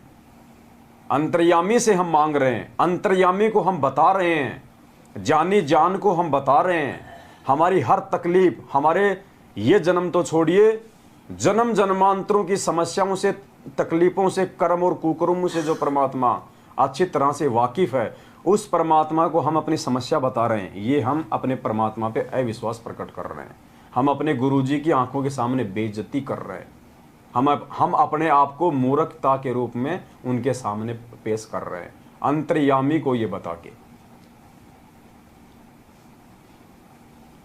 प्रधानमंत्री को कोई आदमी कहे कि प्रधानमंत्री के क्या क्या लक्षण होते हैं, क्या क्या उसके कार्य होते हैं, क्या क्या उसके अधिकार होते हैं, तो वो प्रश्न होगा कि आपसे कि मुझे शिक्षा दे रहा है भिखारी होके कि प्रधानमंत्री को क्या करना चाहिए, क्या नहीं करना चाहिए। वे आपके साथ घर आते थे और इकट्ठा खाना खाते थे। सुदामा जी ने कहा कि ब्राह्मण मांगता नहीं, अपने कार्य कर्म कांड करके दक्षिणा ले सकता है। क्या कहा सुदामा जी ने कि ब्राह्मण का धर्म मांगना नहीं होता, ब्राह्मण का धर्म है कि जो उसने शिक्षा और दीक्षा प्राप्त की है उस आधार से अपनी पूजा पाठ करके अपने यजमान से विधिवत वो कुछ ले सकता है। पुण्यात्माओं, कितनी बड़ी शिक्षा है यहाँ पे। तो भगत का लक्षण भगवान से मांगना नहीं है, भगत का जो कर्म है वो भगवान से मांगना नहीं है। भगत का कर्म है कि भगवान ने हमें जो दीक्षा और जो शिक्षा दी है, जो भक्ति दी है, जो मंत्र जो आरती दी है, उनको नियम में रह के विधिवत तरीके से पूर्ण करके फिर भगवान उसके प्रतिफल में हमें जो देगा उसको हम ग्रहण करें। और जब हम मर्यादा में रहेंगे, भक्ति करेंगे, तो परमात्मा कौन सी कमी छोड़ेगा? फिर परमात्मा कौन सी कमी छोड़ेगा? मांगने की आवश्यकता नहीं पड़ेगी। यदि हम सही तरीके से भक्ति मार्ग पे चल रहे हैं तो आवश्यकता नहीं पड़ेगी भगत को भगवान से मांगने की। आगे से आगे देगा परमात्मा, रूंगे में देगा। यहाँ के सुख तो परमात्मा ने रूंगे में बताए ना। मालिक कहते हैं ना कि किसान होता है, गेहूं की फसल पैदा करता है, वो केवल अपने खाने के लिए, अपने परिवार के लिए, जीवन रक्षा के लिए, लेकिन पशुओं का चारा तो ऑटोमेटिक हो जाता है। उसने पशुओं के चारे के लिए गेहूं नहीं बोए थे, लेकिन उसका वो बाई प्रोडक्ट है, वो रूंगा है, वो तो देगा ही देगा। तो भक्ति तो हम आत्म कल्याण के लिए कर रहे हैं, जन्म मरण से छुटकारे के लिए कर रहे हैं। और यहाँ की जो सुख सुविधाएं हैं, जो भौतिक सुख सुविधा है, वो तो परमात्मा रूंगे में देगा यदि वास्तव में हमने सही बीज बो रखा है तो, और मर्यादा में रह के यदि हम उसकी देखभाल कर रहे हैं तो। और बीज बो दिया और उसकी कोई मर्यादा की नहीं, उसकी कोई रखवाली की नहीं, तो वो तो आवारा पशु खाएंगे, ना तो बीज बनेगा ना उसका कोई चारा बनेगा। तो सतगुरु से भक्ति लेके यदि हमने मर्यादा नहीं रखी, पांचों यज्ञ विधिवत नहीं किए, ज्ञान को आधार नहीं बनाया, तो भाई ना तो रूंगा मिलेगा और ना वो जन्म मरण का वो पीछा हमारा कोई वो छूटेगा। तो सुदामा जी ने क्या कहा? इसलिए सुदामा जी ने कहा कि ब्राह्मण मांगता नहीं, अपने कार्य कर्म कांड करके दक्षिणा ले सकता है। श्री कृष्ण मेरे यजमान भी नहीं है, कृष्ण तो मेरा यजमान भी नहीं है जो मैं उससे मांग सकूं या मैं उसकी पूजा पाठ कर सकूं। इसलिए मेरा सिर नीचा हो जाएगा। यदि मित्रता समाप्त करनी हो तो मित्र से कहो कुछ दो। ये गलती सुदामा ब्राह्मण नहीं कर सकता, भूखा मर सकता है। ये शिक्षा है उन भाई बहनों के लिए जो बात बात पे आश्रम के नंबरों पे प्रार्थना लगवा देते हैं। पुण्यात्मा बहुत बड़ा धोखा खा रहे हो, बहुत बड़ा धोखा। इस परमात्मा से मांग के, जो बिना मांगे देता है, उस भगवान से मांग के कितना बड़ा धोखा खा रहे हैं हम। ये काल इसी प्रकार से हमारी मर्यादा तोड़वा रहा है। और तुम मांगते किससे हो तुम असल में, तुम्हें यह भी नहीं पता। तुम भगवान से भी नहीं मांगते। तुमने तो बीच में वो दलाल खड़े कर रखे हैं, एजेंट खड़े कर रखे हैं। तुम तो उन दलालों से मांग रहे हो। आत्मा का परमात्मा से संबंध है, बीच में कोई एजेंट नहीं होता। तुम्हारी प्रार्थना भगवान के पास भी नहीं जाती, बीच में खा जाते हैं कार्ड एजेंट और कह देते हैं गुरु जी का आदेश आ गया, ज्योति करवा दो, गुरु जी का आदेश आ गया, पाठ प्रकाश करवा दो। यानी तुम्हारी मूर्खता का फायदा उठाया जा रहा है। मांगना अगर भगवान से भी प्रार्थना करनी है तो उनके सामने होती है, डायरेक्ट होती है। और अगर आत्मिक रूप से प्रार्थना करनी है तो अपने घर पे बैठ के करो, अपनी अंतरात्मा से, तब वो परमात्मा आपकी प्रार्थना को स्वीकार करता है। तुम ना तो अपनी अंतरात्मा से उनको अंतर्यामी मानते, ना उनको भगवान मानते, और बीच में जो ये दलाल बैठे हैं सतलोक आश्रम मैनेजमेंट हरियाणा वाले, काल भगवान के एजेंट, तुम्हें खाने के लिए, तुम्हारी भक्ति को खाने के लिए, इनके माध्यम से तुम भगवान के पास में प्रार्थना पहुंचवा रहे हो, जिनके कुकर्म पिछले 7 वर्षों के तुम्हारी आंखों के सामने हैं। तो एजेंट भी करो तो कोई ढंग के करो, बीच में कोई दलाल भी करो तो कोई ईमानदार करो, जो अपनी दलाली तक ही सीमित रहे। ये तो पूरा का पूरा माल खा रहे हैं। श्री कृष्ण मेरे यजमान भी नहीं है, इसलिए मेरा सिर नीचा हो जाएगा। यदि मित्रता समाप्त करनी हो तो मित्र से कहो कुछ दो। यह गलती सुदामा ब्राह्मण नहीं कर सकता, भूखा मर सकता है। शास्त्रों में लिखा है कि जिसने पूर्व जन्म में दान धर्म नहीं किया वह अगले जन्म में निर्धन रहता है। परमात्मा ने भी हमें यही बताया आज आके कि जिसने पिछले जन्म में कोई दान धर्म कोई पुण्य नहीं किया, जब परमात्मा की शरण में थे, तो ठीक है, हमने भक्ति तो की, तो भक्ति के प्रतिफल में परमात्मा ने फिर से हमें अपने शरण में ले लिया। लेकिन हमने दान धर्म नहीं किया, जिसके प्रतिफल में आज हमारे ऊपर ये आर्थिक संकट है, धन का अभाव है। और वो धन का अभाव पूरा करने का जो तरीका भी हमें परमात्मा ने बताया कि आज वर्तमान में सतगुरु की शरण में रह के उनके आदेश अनुसार यदि तू कुछ दान धर्म करेगा, ज्योति पाठ वगैरह यदि अपने सतगुरु से आज्ञा लेके करवाएगा, तो परमात्मा उसके प्रतिफल में तुम्हें उसी जन्म में भी धन देगा। जैसे परमात्मा ने उसी जन्म में द्रौपदी से 9 इंच का साड़ी का टुकड़ा लेके उसी जन्म में परमात्मा ने उसका चीर बढ़ाया था। तो वर्तमान में भी यदि हमारे को भौतिक सुख सुविधा चाहिए, धन चाहिए अपने घर परिवार के गुजारे के लिए, उसका जो तरीका है वो भी परमात्मा ने यही बताया कि अपने सतगुरु को दान धर्म कर विधिवत रूप से। मैंने पूर्व जन्म में कोई दान नहीं किया होगा, इसलिए मैं निर्धन हूँ, मुझे धन नहीं मिल सकता। पत्नी ने 4 पुत्रों को उसके सामने खड़ा कर दिया, जो एक रोटी को एक दूसरे से छीनने की कोशिश कर रहे थे, जो मिश्राणी ने छुपा रखी थी, जो रात को बासी बची थी। बताओ, इतनी दारिद्रता, पुण्यात्मा, ये विचार करने की बात है। इतनी दारिद्रता, रात को एक रोटी बची और 4 बेटे थे। सुदामा की पत्नी ने उस रोटी को छुपा के रख दिया, जो बासी रोटी थी, 1 दिन पुरानी। सुबह बच्चों के हाथ लग गई तो 4 बच्चे आपस में एक रोटी के लिए छीना झपटी कर रहे हैं।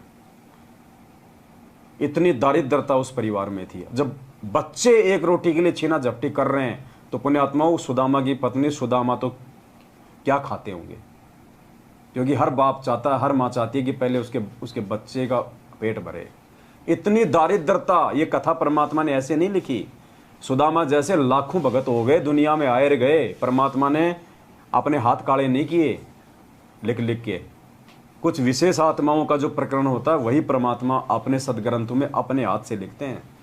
और परमात्मा ने जो सुदामा जी की कथा अपने हाथ से लिखी है तो कोई सामान्य कथा नहीं है, इसमें गहरे रहस्य हैं। यानी परमात्मा यह समझाना चाहते हैं कि नालायकों, विचार करो। आज यदि तुम्हारा जीवन में भक्ति करते करते सुदामा के जितने यदि दुख तकलीफ संकट आ जाए, इतनी दारिद्रता आ जाए, तो जिस प्रकार से सुदामा उस भक्ति पे टिका रहा विश्वास करके, क्या तुम टिकने के काबिल हो? अगर तुम टिकने के काबिल हो तो तुम परमात्मा के सतलोक में जाने के काबिल हो। इतना विश्वास हमारे को हमारे इष्ट पे, हमारे गुरुदेव पे चाहिए। परमात्मा कहते नाम सहित बेवतन भला, जो दर दर मांगे भीखा, और क्या हुआ छत्र की छाया चालय और राजपाट धेली का। गुरुदेव कहते हैं कि इस पूर्ण परमेश्वर का नाम प्राप्त होने के बाद यदि तुम्हारे जीवन में ऐसा कोई दौर आ जाए कि तुम्हारे को एक रोटी के लिए भीख मांगनी पड़ जाए हाथ में लेके कटोरा, या तुम्हारे को देश निकाला भी दे दिया जाए, तुम्हारे ऊपर कोई भी उल्टा सीधा कोई मुकदमा लगा के झूठा साचा, और यदि नाम तुम्हारे साथ में है परमात्मा का, तो भी तुम अपना शुक्र मनाना कि वो परमात्मा तुम्हारे साथ में है। यानी भगत के ऊपर यदि इतनी बड़ी बाधा भी आ जाए तो भी गुरु जी के कहने का मतलब है उसको अपने आत्मविश्वास को डामाडोल नहीं करना चाहिए, अपने गुरुदेव से जो है विश्वास को नहीं तोड़ना चाहिए। राजा हरिश्चंद्र की तरह अपने सत्य के ऊपर भगत को टिके रहना चाहिए। पुण्यात्माओं, दास को भी अच्छे से पता है, परमात्मा ने भी बोल रखा है, दास यदि आप भाई बहनों के बीच में बैठ के दो शब्द आपको बता रहा है ना, तो ऐसा नहीं है कि दास कोई इन चीज़ों से कोई दूर है। परमात्मा ने वो ट्रेन में वो पंडित वाली जो कथा, जो राम और भरत की जो कथा सुना रहा था ना, दास को अच्छे से पता है। इसलिए दास केवल उतना ही बोलेगा, वही शब्द बोलेगा जो समय आने पे दास उस चीज़ को पार कर सके, उस परीक्षा को दास भी दे सके अपने गुरुदेव के आशीर्वाद से। वरना मुझे ये कथा आप लोगों को सुनाने का कोई अधिकार नहीं है। लेकिन परमात्मा ने इस 2 कोटि के जीव को उतनी दृढ़ता दे रखी है कि यदि कोई समय आया इस भक्ति मार्ग में, ऐसा परमात्मा ने यदि कोई परीक्षा ली, तो दास उस परीक्षा को पार करने के लिए तन मन धन से तैयार है। तब दास ये बातें आप भाई बहनों को बोल रहा है, वरना मुझे खाली फोकट में ये बातें बोलने का कोई अधिकार नहीं है। लेकिन परमात्मा ने पहले से हमारे को उस रंग में रंग दिया है कि सुदामा तो क्या, सुदामा से भी अगर ज़्यादा दारिद्रता हमारे अंदर आ जाए तो भी हम आज सतगुरु रामपाल जी भगवान से नाता नहीं तोड़ सकते, अपने प्राण त्याग सकते हैं भूख के मारे, हम इनसे दूर नहीं हो सकते।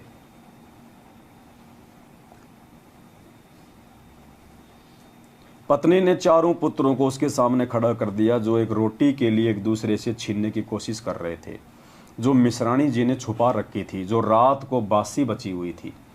ये सोचा था कि एक का भी पेट नहीं भरेगा, कौन से बच्चे को दूं, क्योंकि माँ बाप के तो सब में बराबर मोह ममता होती है, इसलिए उसने छुपा रखा था। वह एक लड़के के हाथ लग गई थी, उसने अन्य छीना झपटी कर रहे थे। मिश्राणी ने कहा कि आप इन बच्चों के लिए मांग के ले आओ। भाई ठीक है, अगर आप अपने लिए नहीं मांगना चाहते तो कम से कम इन बच्चों की हालत देखो, ये तो नहीं देखा जाता हमारे से। इन बच्चों पे थोड़ा सा तरस खा के और कम से कम कुछ धन मांग के ले आओ श्री कृष्ण जी से। मतलब उस काल देखो, यहाँ भी वो भगत था, वो श्री कृष्ण जी की भगत नहीं थी। भगत को अनुपदेशी परिवार वालों के द्वारा भी इस प्रकार से तोड़ने का काल प्रयास करेगा। हमने नाम ले लिया, हमारी भक्तमती ने नाम नहीं लिया, माँ ने नाम नहीं लिया, भाई ने नाम नहीं लिया। अब काल क्या करेगा, हमारे को भक्ति क्रियाओं से विचलित करवाने के लिए उन लोगों में प्रेरणा करेगा, क्योंकि वो अनुपदेशी हैं। काल उनके अंदर आके बैठ जाएगा और उनके माध्यम से हमारे को दुखी करेगा, हमारे को वो परेशान करेगा। जैसा कि सुदामा की पत्नी के अंदर वो काल प्रवेश करके सुदामा को अपने उस पांडित्य कर्म से नीचे गिराने की वो कोशिश करवा रहा था कि सुदामा अपने उस भक्ति विधान को छोड़ के और भगवान के आगे जाके हाथ फैला दे, अपने उस मित्र के आगे। पुण्यात्माओं, ये परिस्थितियां गुरु जी समझाना चाहते हैं कि जब तुम भी नाम ले लोगे और तुम भी भक्ति विधान से मेरे मार्ग पे चलोगे मर्यादाओं के साथ, तो तुम्हारे साथ भी ऐसा ही होगा, तुम्हें भी तोड़ने का प्रयास किया जाएगा। और उन लोगों के द्वारा प्रयास किया जाएगा जिनके सामने बहुत ही कम लोग हिम्मत कर पाते हैं उनके बातों का जवाब देने की, उनके सामने भी टिके रहने की। क्योंकि पति पत्नी का रिश्ता ऐसा ही होता है, हर आदमी अपनी पत्नी की बातों को नहीं काटता, डरता है वो कहीं बाल बच्चों को छोड़ के ना चले जाए, पीहर ना चली जाए, काम ना बिगड़ जाए, समाज में बेइज्जती ना हो जाए। तो काल ऐसे लोगों के माध्यम से ये हमारे ऊपर दबाव बढ़वाएगा ताकि ये जल्दी दबाव में आ जाए। तो हमने कितना सावधान रहना है। आज बहुत सारे भाई बहन कहते हैं ना अपन इंटरव्यू में कि मेरी पत्नी 6 महीने से मायके में है, उसने कहा था कि या तो बाबा रामपाल को रख ले इस घर में या मेरे को रख ले। तो भगत ने कहा कि यहाँ तो बाबा रामपाल ही रहेगा, तू सुबह जाती अभी निकल। और फिर क्या होता है, जब भगत इतनी दृढ़ता दिखाता है 6 महीने बाद में भाई को लेके आ जाती है, मेरे को छोड़ के आ जा। और उस समय यदि भगत झुक जाता तो हमेशा के लिए उसके ऊपर वो शेरनी बन के रहेगी, फिर भक्ति नहीं करने देगी।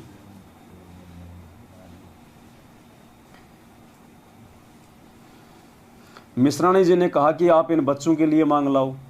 वह दृश्य देखकर सुदामा एकांत में जाकर परमात्मा से विनती करने लगा तथा आंखों में पानी भराया। हे प्रभु, ये क्या दिन देख रहा हूँ। मुझे पूर्व जन्म में कोई मार्गदर्शक ठीक नहीं मिला, जिस कारण से मैंने दान नहीं किया। हे प्रभु, मुझसे ये भूखे बच्चे देखे नहीं जाते। या तो मुझे मार दो या फिर इन चारों को अपने पास बुला लो। इतने में परमेश्वर कबीर जी, अब देखो पुण्यात्माओं, भगत श्री कृष्ण का कौन आया फिर देखो सुदामा के लिए। इतने में परमेश्वर कबीर जी यानी सतगुरु रामपाल जी भगवान जी एक यजमान का रूप धारण करके आए और ढेर सारा सूखा सीधा आटा, चावल, दाल, खांड, घी, नमक, मिर्च, बच्चों के कपड़े देके चले गए। देखो ये परमात्मा कितना दयालु है।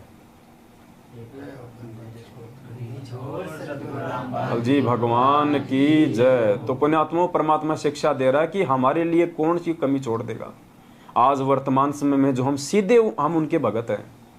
सुदामा तो काल की भक्ति कर रहा था, फिर भी परमात्मा भक्ति को बनाए रखने के लिए, भक्ति को जीवित रखने के लिए और एक यजमान का रूप धारण करके आया और सुदामा के घर में काफी दिनों का सामान परमात्मा ने रख दिया।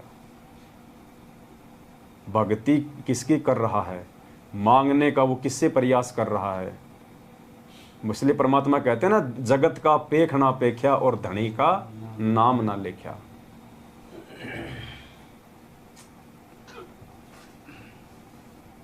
इतने में परमेश्वर कबीर जी एक यजमान का रूप धारण करके आए और ढेर सारा सूखा सीधा आटा, चावल, दाल, खांड, घी, नमक, मिर्च, कपड़े देके चले गए।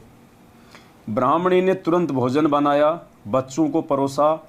इतने में सुदामा जी आंसू पोंछकर रसोई की ओर गया तो बच्चे खाना खा रहे थे। यानी सुदामा अपने बच्चों की हालत देख के साइड में जाके वो रोने लग गया, क्योंकि और कोई चारा नहीं था उसके पास। उल्टे कर्म वो कर नहीं सकता था, झूठ पाखंड किसी के साथ वो कर नहीं सकता था। हम तो 2 मिनट में झूठ बोल दें आज, हम कहाँ है पुण्यात्माओं। परमात्मा यही इस कथा के माध्यम से समझाना चाह रहे हैं। सुदामा उस समय यदि अपने मन में दोष ले आता, यदि कोई झूठ साच करके कहीं से कुछ लाता, परमात्मा नहीं आता सामान लेके, लेकिन मालिक ने देख ली उसकी दृढ़ता कि मर जाएगा लेकिन ये ओछे हथकंडे नहीं अपनाएगा।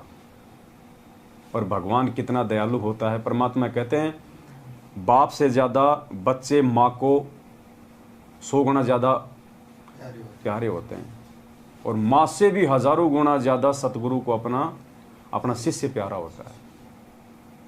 तो भगवान तुरंत आ गया वहाँ पे।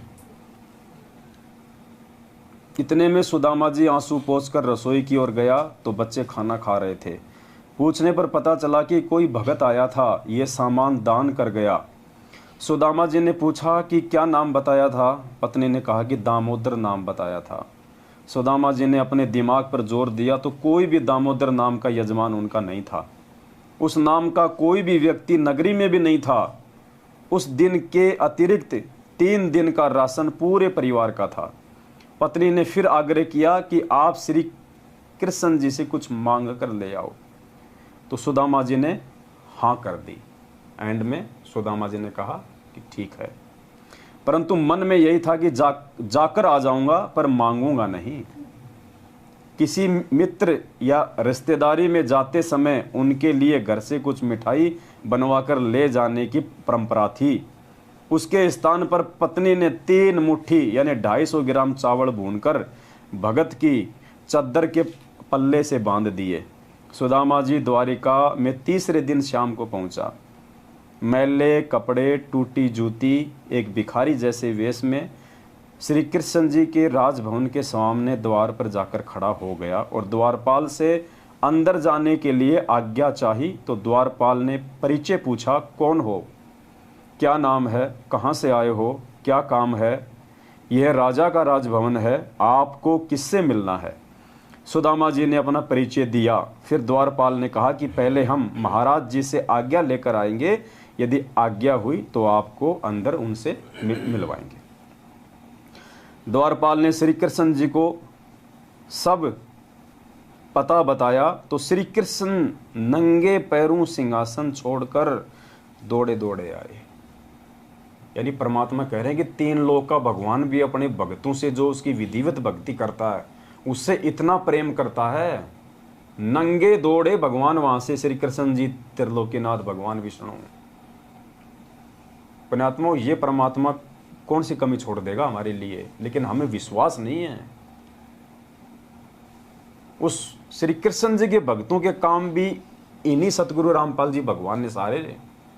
और जब आज हम सीधे तौर पे उनकी शरण में हैं, और यदि सुदामा जितना हम विश्वास अपने अंदर अपने भगवान पे पैदा कर दें, तो ये भगवान नंगे पैर तो छोड़ो पुण्यात्मा, ये तो अगर खाना खा रहा हो तो उठ के दौड़ लेगा। द्वारपाल ने श्री कृष्ण जी को सब पता बताया तो श्री कृष्ण जी नंगे पैरों सिंहासन छोड़कर दौड़े दौड़े आए और मैले धूल भरे कपड़ों सहित सुदामा जी को गले से लगा लिया और सिंहासन पर बैठा दिया, अपने सिंहासन पर बैठा दिया परमात्मा ने।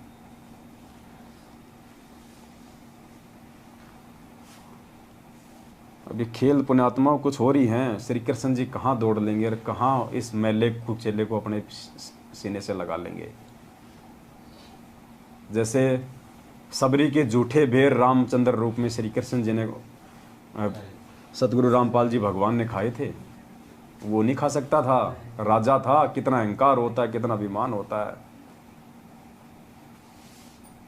परमात्मा ने खाए उस समय रामचंद्र रूप में माता सबरी के झूठे बेर, वरना पीछे भाई खड़ा था, लक्ष्मण मुंह चढ़ा रहा था और यूं फेंक रहा था पीछे उन बेरों को, तो राम कहां से खा लेता। परमात्मा ने खाए, सतगुरु रामपाल जी भगवान ने, उस कबीर परमेश्वर ने। तो यहां भी वही परमात्मा सारा खेल खेल रहा था। द्वारपाल ने श्री कृष्ण जी को सब बताया तो श्री कृष्ण नंगे पैरों सिंहासन छोड़कर दौड़े दौड़े आए और मैले धूल भरे कपड़ों समेत सुदामा जी को गले से लगा लिया और सिंहासन पर बैठा दिया। फिर अपने हाथों सुदामा जी के पैर धोए, नहाया, नए कपड़े पहनाए, कई प्रकार का भोजन बनवाया। खाने के लिए जो चावल सुदामा जी लाए थे उनको बड़ी रुचि के साथ श्री कृष्ण जी ने खाया। सुदामा जी के खाने के लिए कई प्लेटों में हलवा, खीर, कई सब्जी रोटी सामने रख दी। सुदामा जी को अपने घर का दृश्य याद आया कि आज शाम का खाना भी घर पे नहीं है, बच्चे भूखे बैठे हैं, रो रहे होंगे, माँ रोटी कह रहे होंगे, मैं ये पकवान कैसे खाऊं? यदि नहीं खाऊंगा तो श्री कृष्ण जी को पता चलेगा कि मैं कुछ मांगने आया हूं। मतलब सुदामा ने मतलब इतना वो दिखाया कि कहीं भगवान को भी इस बात का मालूम ना पड़ जाए कि मैं इससे कुछ मतलब मांगने तो नहीं आया हूं, कहीं इसको मेरी आर्थिक स्थिति का इसको मालूम ना पड़ जाए। और दूसरी तरफ वो खाना उसकी आत्मा भी नहीं मांग रही थी, क्योंकि उधर उसके बच्चे बेचारे कितने भूखे थे। इसलिए एक ग्रास रोटी लेकर धीरे धीरे खाने लगा, उंगलियों को बार बार मुख में चाटकर समय बिताने लगा। परंतु श्री कृष्ण जी की दृष्टि से मित्र के मुख कमल पर थी। सब हाव भाव देख रहे थे। कहाँ खा ले यार सुदामा, क्यों उंगली चाटे है। सुदामा जी ने 2 रोटी खाई तथा खीर हलवा ना मात्र का खाया, हाथ धोकर बैठ गया। श्री कृष्ण जी ने पूछा कि बच्चे तथा भाभी जी कुशल हैं, निर्वाह ठीक से चल रहा है। सुदामा जी ने कहा, देखो पुण्यात्मा,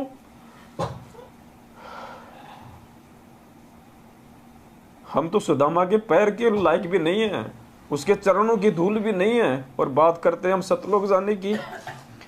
इतने दुख और तकलीफ में होने के बाद भी, और भगवान ने कहा कि सब ठीक ठाक तो है परिवार में। सुदामा क्या कह रहा है, तेरी दया से है भगवान हमको सुख सारा, किसी वस्तु की कमी नहीं, मेरा ठीक चल रहा है गुजारा। और हम पुण्यात्मा बात बात पे जुखाम हो जाती है तो भी अपने गुरुदेव को दुखी करने के लिए कि गुरुजी जुखाम हो गई, प्रार्थना लगवा देते हैं। थोड़ा बहुत कोई काम धंधा ठीक नहीं चलता तो हम रोने लग जाते हैं हम भगवान के आगे। हमें विश्वास नहीं है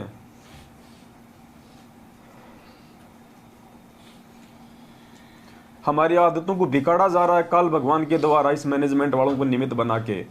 हमारी आंखों के सामने हमारे को नंबर दे देंगे कि लगाओ प्रार्थना, लगाओ प्रार्थना। हमारी आदतों को बिगाड़ा जा रहा है, हमारे को भगवान के ऊपर विश्वास नहीं करने दिया जा रहा। इसलिए हम विनती करते हैं इन लोगों का साथ छोड़ो भाई, ये लोग हमारे को विश्वासी नहीं बनने देंगे। हमारे अंदर जो दृढ़ता, जो विश्वास गुरुजी पैदा करना चाहते हैं, सुदामा की तरह ये लोग नहीं करने देंगे। यही काल भगवान की सूक्ष्म चाल होती है। तो सुदामा जी ने कहा कि तेरी दया से है भगवान हमको सुख सारा, किसी वस्तु की कमी नहीं, मेरा ठीक चल रहा गुजारा। श्री कृष्ण जी तो समझ चुके थे कि यह मर जाएगा पर मांगेगा नहीं। उसी समय सुदामा जी को दूसरे कमरे में विश्राम के लिए निवेदन किया और राज दरबार में जाकर विश्वकर्मा जी को बुलाया, जो मुख्य इंजीनियर था, तथा सुदामा जी का पूरा पता लिखवाकर उसका सुंदर महल बनाने का आदेश दिया।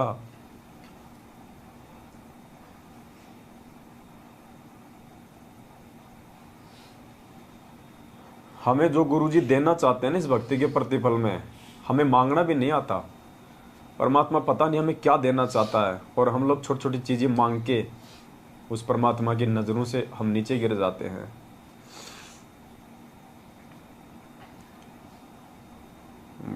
एक समय की बात है, कोई बच्चा अपने पिताजी के साथ में किसी दुकान पे गया, तो उसने कहा कि बेटा टॉफी लेगा। दुकानदार ने कहा, तो बच्चे ने कहा कि हाँ अंकल मैं टॉफी लूँगा।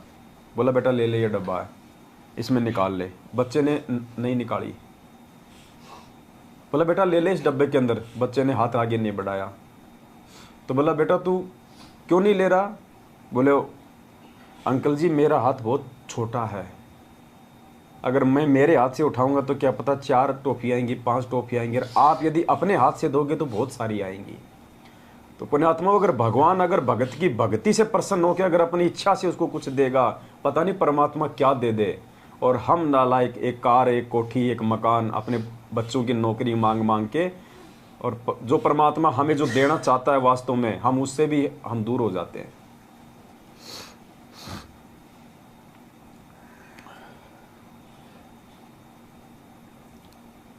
तो श्री कृष्ण जी ने विश्वकर्मा जी को बुलाया, जो मुख्य इंजीनियर था, तथा सुदामा जी का पूरा पता लिखवाकर उसका सुंदर महल बनाने का आदेश दिया, तथा कहा कि लाखों रुपए का धन ले जा, जो भगत के घर पर रखाना।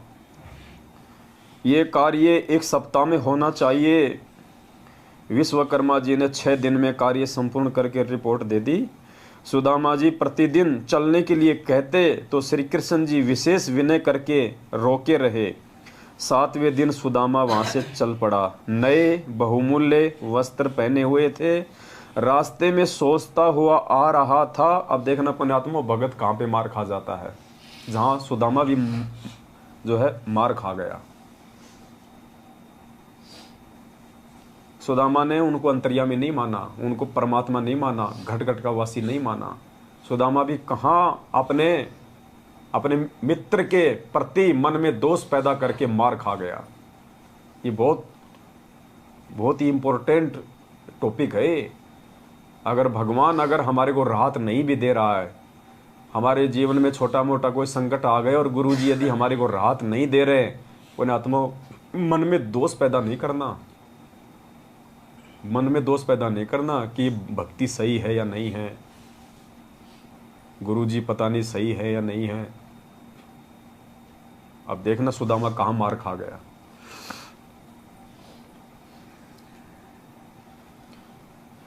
रास्ते में सोचता हुआ आ रहा था कि श्री कृष्ण मेरे से पूछ रहा था कि किसी वस्तु का अभाव तो नहीं है। क्या उसको दिखाई नहीं दे रहा था कि मेरा क्या हाल है? वही बात हुई ना कि मित्रता समान हैसियत वालों से ही करनी चाहिए। सुदामा के मन में ये दोष आ गया कि वहाँ बार बार मेरे से श्री कृष्ण पूछ रहा था कि घर पे तो सब ठीक है, भाभी तो ठीक है, बच्चे तो ठीक है, कोई चीज़ की कमी तो नहीं है ना। तो सुदामा ने सोचा कि क्या उसको मेरी हालत नहीं दिखाई दे रही थी? अगर मेरे घर की हालत ठीक होती, मेरे बच्चे ठीक होते, तो मैं ऐसे मेरी फटी जूतियाँ, मैले कुचेले कपड़े थोड़े ना होते मेरे, लेकिन वो मेरा मजाक उड़ा रहा था। ये मन में दोष आ गया उसके। 7वें दिन सुदामा चल पड़ा, नए बहुमूल्य वस्त्र पहने हुए थे। रास्ते में सोचता हुआ आ रहा था कि श्री कृष्ण मेरे से पूछ रहा था कि किसी वस्तु का अभाव तो नहीं है। क्या उसको दिखाई नहीं दे रहा था कि मेरा क्या हाल है? वही बात हुई कि मित्रता समान हैसियत वालों से ही निभती है। इतनी देर में देखो, उधर तो भगवान के प्रति मन में दोष आया और इधर देखो फिर उसका रिजल्ट। हमें शिक्षा दे रहे हैं गुरु जी कि कैसे भी विकट परिस्थिति आ जाए, भगवान से विश्वास नहीं हटाना, मन को कमजोर मत करना, आत्मा को नीचे मत गिरने देना। ये परीक्षा का समय होता है। सुदामा ऐसा सोच ही रहा था, मन में दोष लेके आया। इतनी देर में जंगली भीलों ने रास्ता रोक लिया और कहा कि निकाल जो कुछ ले रखा है। सुदामा जी ने कहा कि मेरे पास कुछ नहीं है। भीलों ने तलाशी ली तो कुछ नहीं मिला। सुदामा जी के कीमती धोती कुर्ता छीन ले गए, उसको नंगा छोड़ गए। सुदामा जी को यह सजा अविश्वास की मिली थी। क्या कह रहे हैं गुरु जी? जो कपड़े लत्ते थे ना, वो भी निकलवा ले गए, नंगा, अंडरवियर भी नहीं छोड़ी। और गुरुजी कह रहे हैं कि सुदामा को ये सजा मिली थी, ये किस चीज की मिली? अविश्वास की।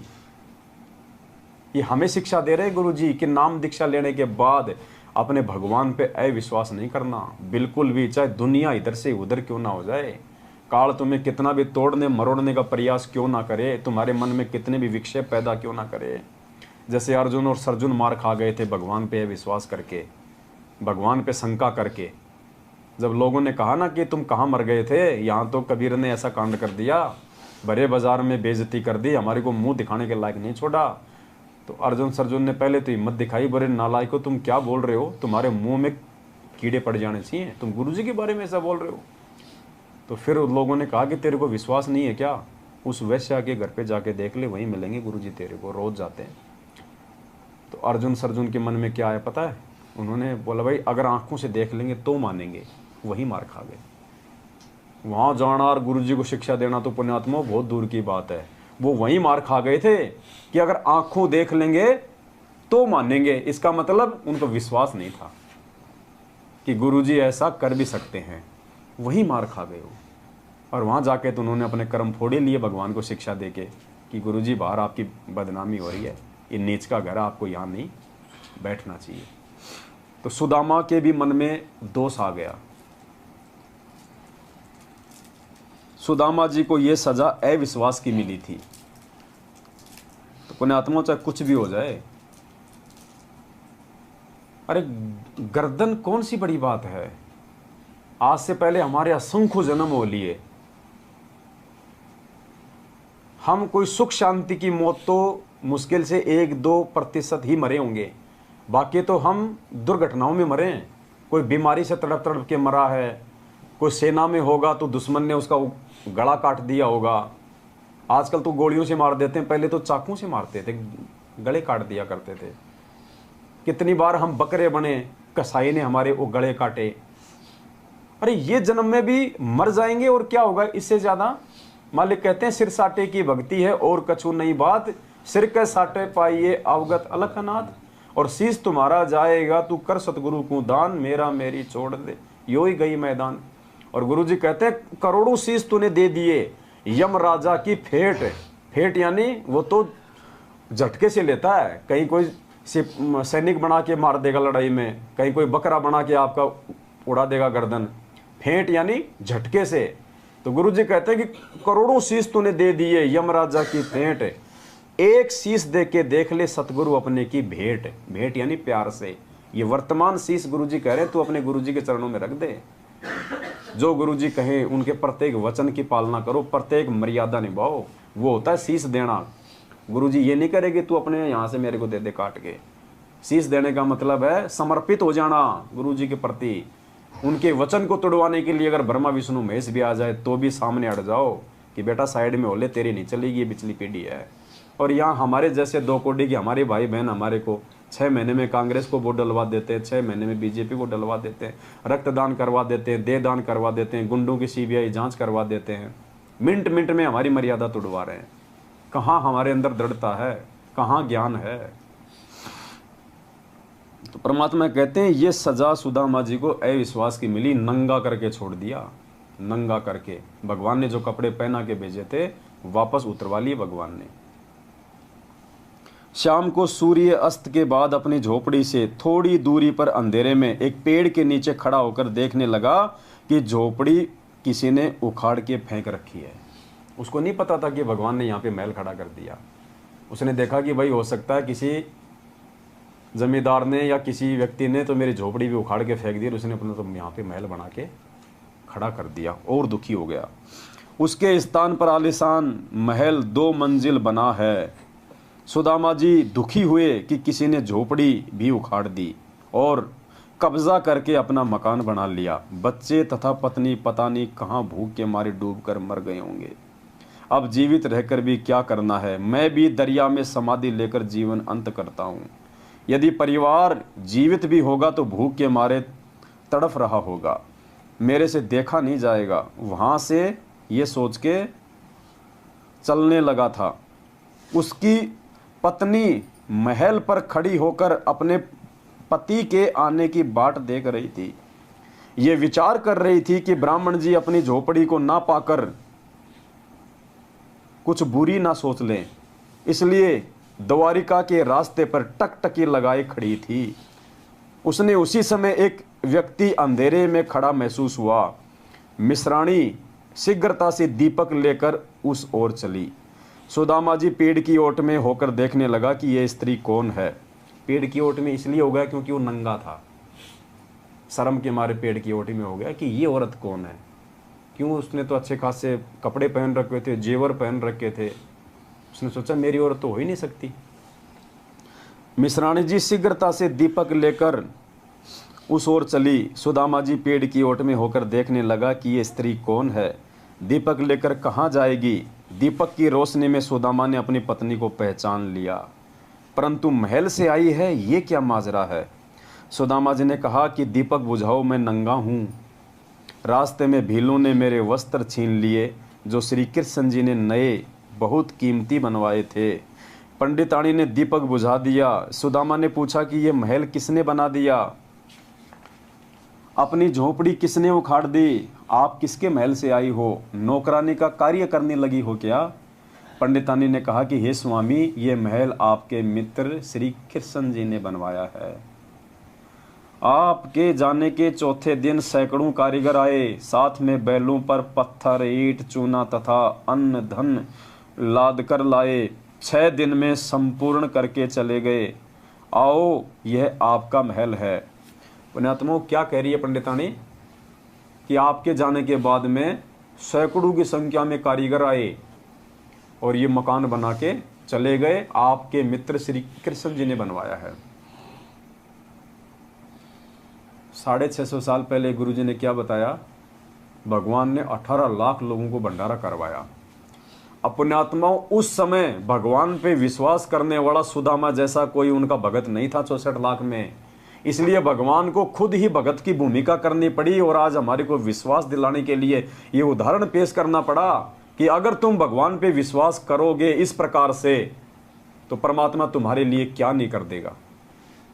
अगर उस समय कोई भगत होता 64 लाख में जो इतना विश्वास अगर गुरु जी पे करता तो परमात्मा को खुद भगत बनने की जरूरत नहीं पड़ती, जैसे यहां पे श्री कृष्ण जी ने सुदामा के लिए किया।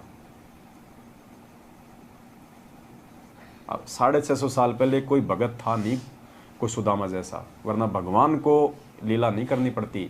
उस भगत के लिए भगवान लीला करता, लेकिन कोई भगत था ही नहीं, इसलिए गुरु जी को खुद भगत बनना पड़ा 650 साल पहले। तो वो काम यहाँ पे श्री कृष्ण जी ने किया अपने भगत के लिए, और वो काम परमात्मा ने दिखाया करके कि मेरे ऊपर यदि तुम इतना विश्वास करोगे और मेरी मर्यादा में चलोगे कि साईं इतना दीजिए जिसमें कुटुंब समाव, हम भी भूखा ना रहे साधु न भूखा जाए, अनाप शनाप माया नहीं जोड़ोगे, तुम्हारे अंदर वो प्रवृत्ति नहीं होगी, और फिर यदि तुम्हारे ऊपर कोई संकट आएगा तो परमात्मा कहते फिर मैं तुमसे दूर नहीं हूँ। कल पे कारण कौन है, तू कर सेवा निष्काम, मन इच्छा फल देऊंगा जब पड़ेगा मेरे से काम। परमात्मा कहते हैं फिर तुम मुझे अपने से दूर ना समझना। जय तू चाल 1 कदम मैं चालू कदम 60, जय तू हो जा काठ का मैं हो जाऊं लोहे की लाठ। तो ये विश्वास पैदा करने के लिए परमात्मा ने कथा लिखी सुदामा जी की। अब आगे देखिए, पंडितानी ने पूछा कि आपके कपड़े क्यों 6 दिन में संपूर्ण करके चले गए? आओ, यह महल आपका है। महल में आकर देखा तो अन्न धन से भरपूर था, जीवन भर का सामान था। पंडितानी ने पूछा कि आपके कपड़े क्यों उतारे? आपके पास कुछ था ही नहीं, पुराने कपड़े थे, उसका भील क्या करेंगे? तब सुदामा ने सारी घटना बताई तथा अपने उस घटिया विचार की भी जानकारी दी जो मित्र के प्रति आया था। ये बरवाला कांड के बाद में मैनेजमेंट की उल्टी हरकतों को देख के और गुरुजी में दोष देख के जिन जिन लोगों ने गुरुजी से दूरी बनाई है या गुरुजी के प्रति जिन जिन भक्तों के मन में दोष आया था ना, उन आत्माओं 90% के तो हालत बिल्कुल खराब हो चुकी है और बाकी के आने वाले समय में होगी। मर गए लोग अकाल मौत, जिन्होंने गुरुजी में दोष देख के भक्ति को त्याग दिया कि गुरुजी को क्या जरूरत थी स्विमिंग पूल बनाने की, गुरुजी भगवान थे तो क्या जरूरत थी उनको बॉडीगार्ड रखने की। क्या गुरुजी को नहीं पता था मैनेजमेंट ऐसा है? क्या गुरुजी संगत को नहीं बता सकते थे? क्या जरूरत थी गुरुजी को भक्तों को कमांडो बनाने की? क्या गुरुजी कोर्ट की तारीखों पे नहीं जा सकते थे? वही अर्जुन सर्जुन वाला, वही सेम टू सेम लीला थी ये। कितने लोगों ने अपने कर्म और अपना धर्म बिगाड़ा बरवाला कांड के बाद गुरुजी में दोष देख के, और आज उन दोषियों के वो चमचे बने हुए हैं। तब सुदामा ने सारी घटना बताई तथा अपने उस घटिया विचार की भी जानकारी दी जो मित्र के प्रति आया था। यानी गुरुजी हमें समझाना चाह रहे हैं कि नालायकों, सुदामा के मन में जो विचार आया घटिया और जिसके चलते उसके साथ ऐसा हुआ, तो इस शिक्षा से पहले ही तुम संभल जाना और अपने गुरुजी के प्रति जीवन में कभी किसी भी अरे गहरे व्यक्ति के कहने पे दोष पैदा मत करना। हम हिसार जाते थे तारीखों पे, ट्रेन में पता नहीं कितने लोग मिलते थे हमारे को, और रामपाल के चेले, हम आरती करते थे अपनी, मालूम हो ही जाता था। अरे भाई कि जाओ हो, अरे मैं जानू हूँ मेरे गांव का है, मेरा खेत और उसका खेत बराबर में है, बीड़ियाँ का सुट्टे मारा करता, अब बन गया वो साधु। कोई कहता अरे मैं और वो दोनों एक ही बैच में काम करते थे, मैं भी उसी डिपार्टमेंट में था, मन अच्छे से पता उसके बारे में, थमकित बाबा के चक्कर में आके थम पागल हो गए। अब जो मंद बुद्धि होगा वो तो सोचेगा यार गुरुजी के गांव का है, दोनों के खेत बराबर में है, यार ये तो झूठ क्यों बोलेगा, बस वहीं मर गए। यार इसने तो गुरुजी के साथ में नौकरी की है, इसका क्या फ़ायदा झूठ बोल के, ये जो कह रहा है सही कह रहा होगा, वहीं मर गए। ये सोचना चाहिए कि ये जो कह रहा है ना, ये कह नहीं रहा, काल इससे कहलवा रहा है मुझे भगवान से दूर करने के लिए। पुण्यात्मा, तब हम इस भक्ति मार्ग पे टिक पाएंगे। इतना विश्वास जब अपने इष्ट पे, अपने गुरु भगवान पे होगा। तब सुदामा जी ने सारी घटना बताई तथा अपने उस घटिया विचार की भी जानकारी दी जो मित्र के प्रति आया था कि मेरे से श्री कृष्ण पूछ रहा था कि घर में किसी वस्तु की कमी तो नहीं है, गुजारा ठीक चल रहा है क्या? मैंने कह दिया था कि आपकी कृपा से सब कुशल है, किसी वस्तु की कमी नहीं है, निर्वाह ठीक चल रहा है। पत्नी ने कहा कि आप कहाँ मांगने वाले हो, वे तो अंतर्यामी है, सब जान गए थे। सुदामा जी ने कहा कि सब जान गए थे, इसीलिए तो मेरे वस्त्र भी छिनवा दिए। कि मेरे अंदर जो घटिया विचार आया था उसको भी तो जान गया फिर वो अंतर्यामी, इसीलिए तो छिनवा दिए मेरे वस्त्र, मेरे उस दोष को देख के। बाद में समझ में आ गई सुदामा के कि हाँ भाई अंतर्यामी तो था, और अंतर्यामी था इसीलिए उसने मेरे कपड़े भी छिनवा दिए। ये शिक्षा गुरुजी हमें दे रहे हैं कि इतना सा भी दोष अगर आ गया मेरे प्रति, क्या हाल होगा तुम्हारा। वे तो अंतर्यामी हैं, सब जान गए थे। सुदामा जी ने कहा कि सब जान गए थे, इसीलिए तो मेरे वस्त्र भी छिनवा दिए। मैं विचार करता जा रहा था कि देखा, मित्र मेरे से पूछ रहा था कि सब ठीक तो है, किसी वस्तु की कमी तो नहीं। मैं सोच रहा था कि क्या इसको मेरी ये हालत देखकर ये भी नहीं पता कि ये दशा क्या ठीक ठाक की होती है। ठीक ही है कि मित्रता तो समान हैसियत वालों की निभती है। मैंने तो इतना ही विचार किया था कि उसी समय मेरे वस्त्र भी लूट लिए गए। तब मिश्रानी ने कहा कि आपकी परीक्षा थी, परंतु आप यहां पर चूक गए। क्या कह रही है उसकी पत्नी कि ये तेरी परीक्षा थी और तू यहीं पे चूक गया। अब देख लो पुण्यात्मा, हम कितनी गलतियां कर रहे हैं।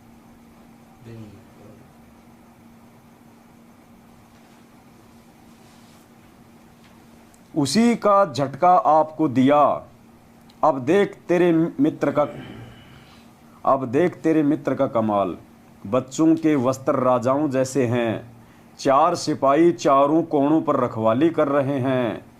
वाणी नंबर 106 में यही कहा है कि संत सुदामा श्री कृष्ण के संगी यानी मित्र थे, जो दारिद्र टोटे यानी निर्धनता की नदी यानी अत्यधिक निर्धन व्यक्ति था।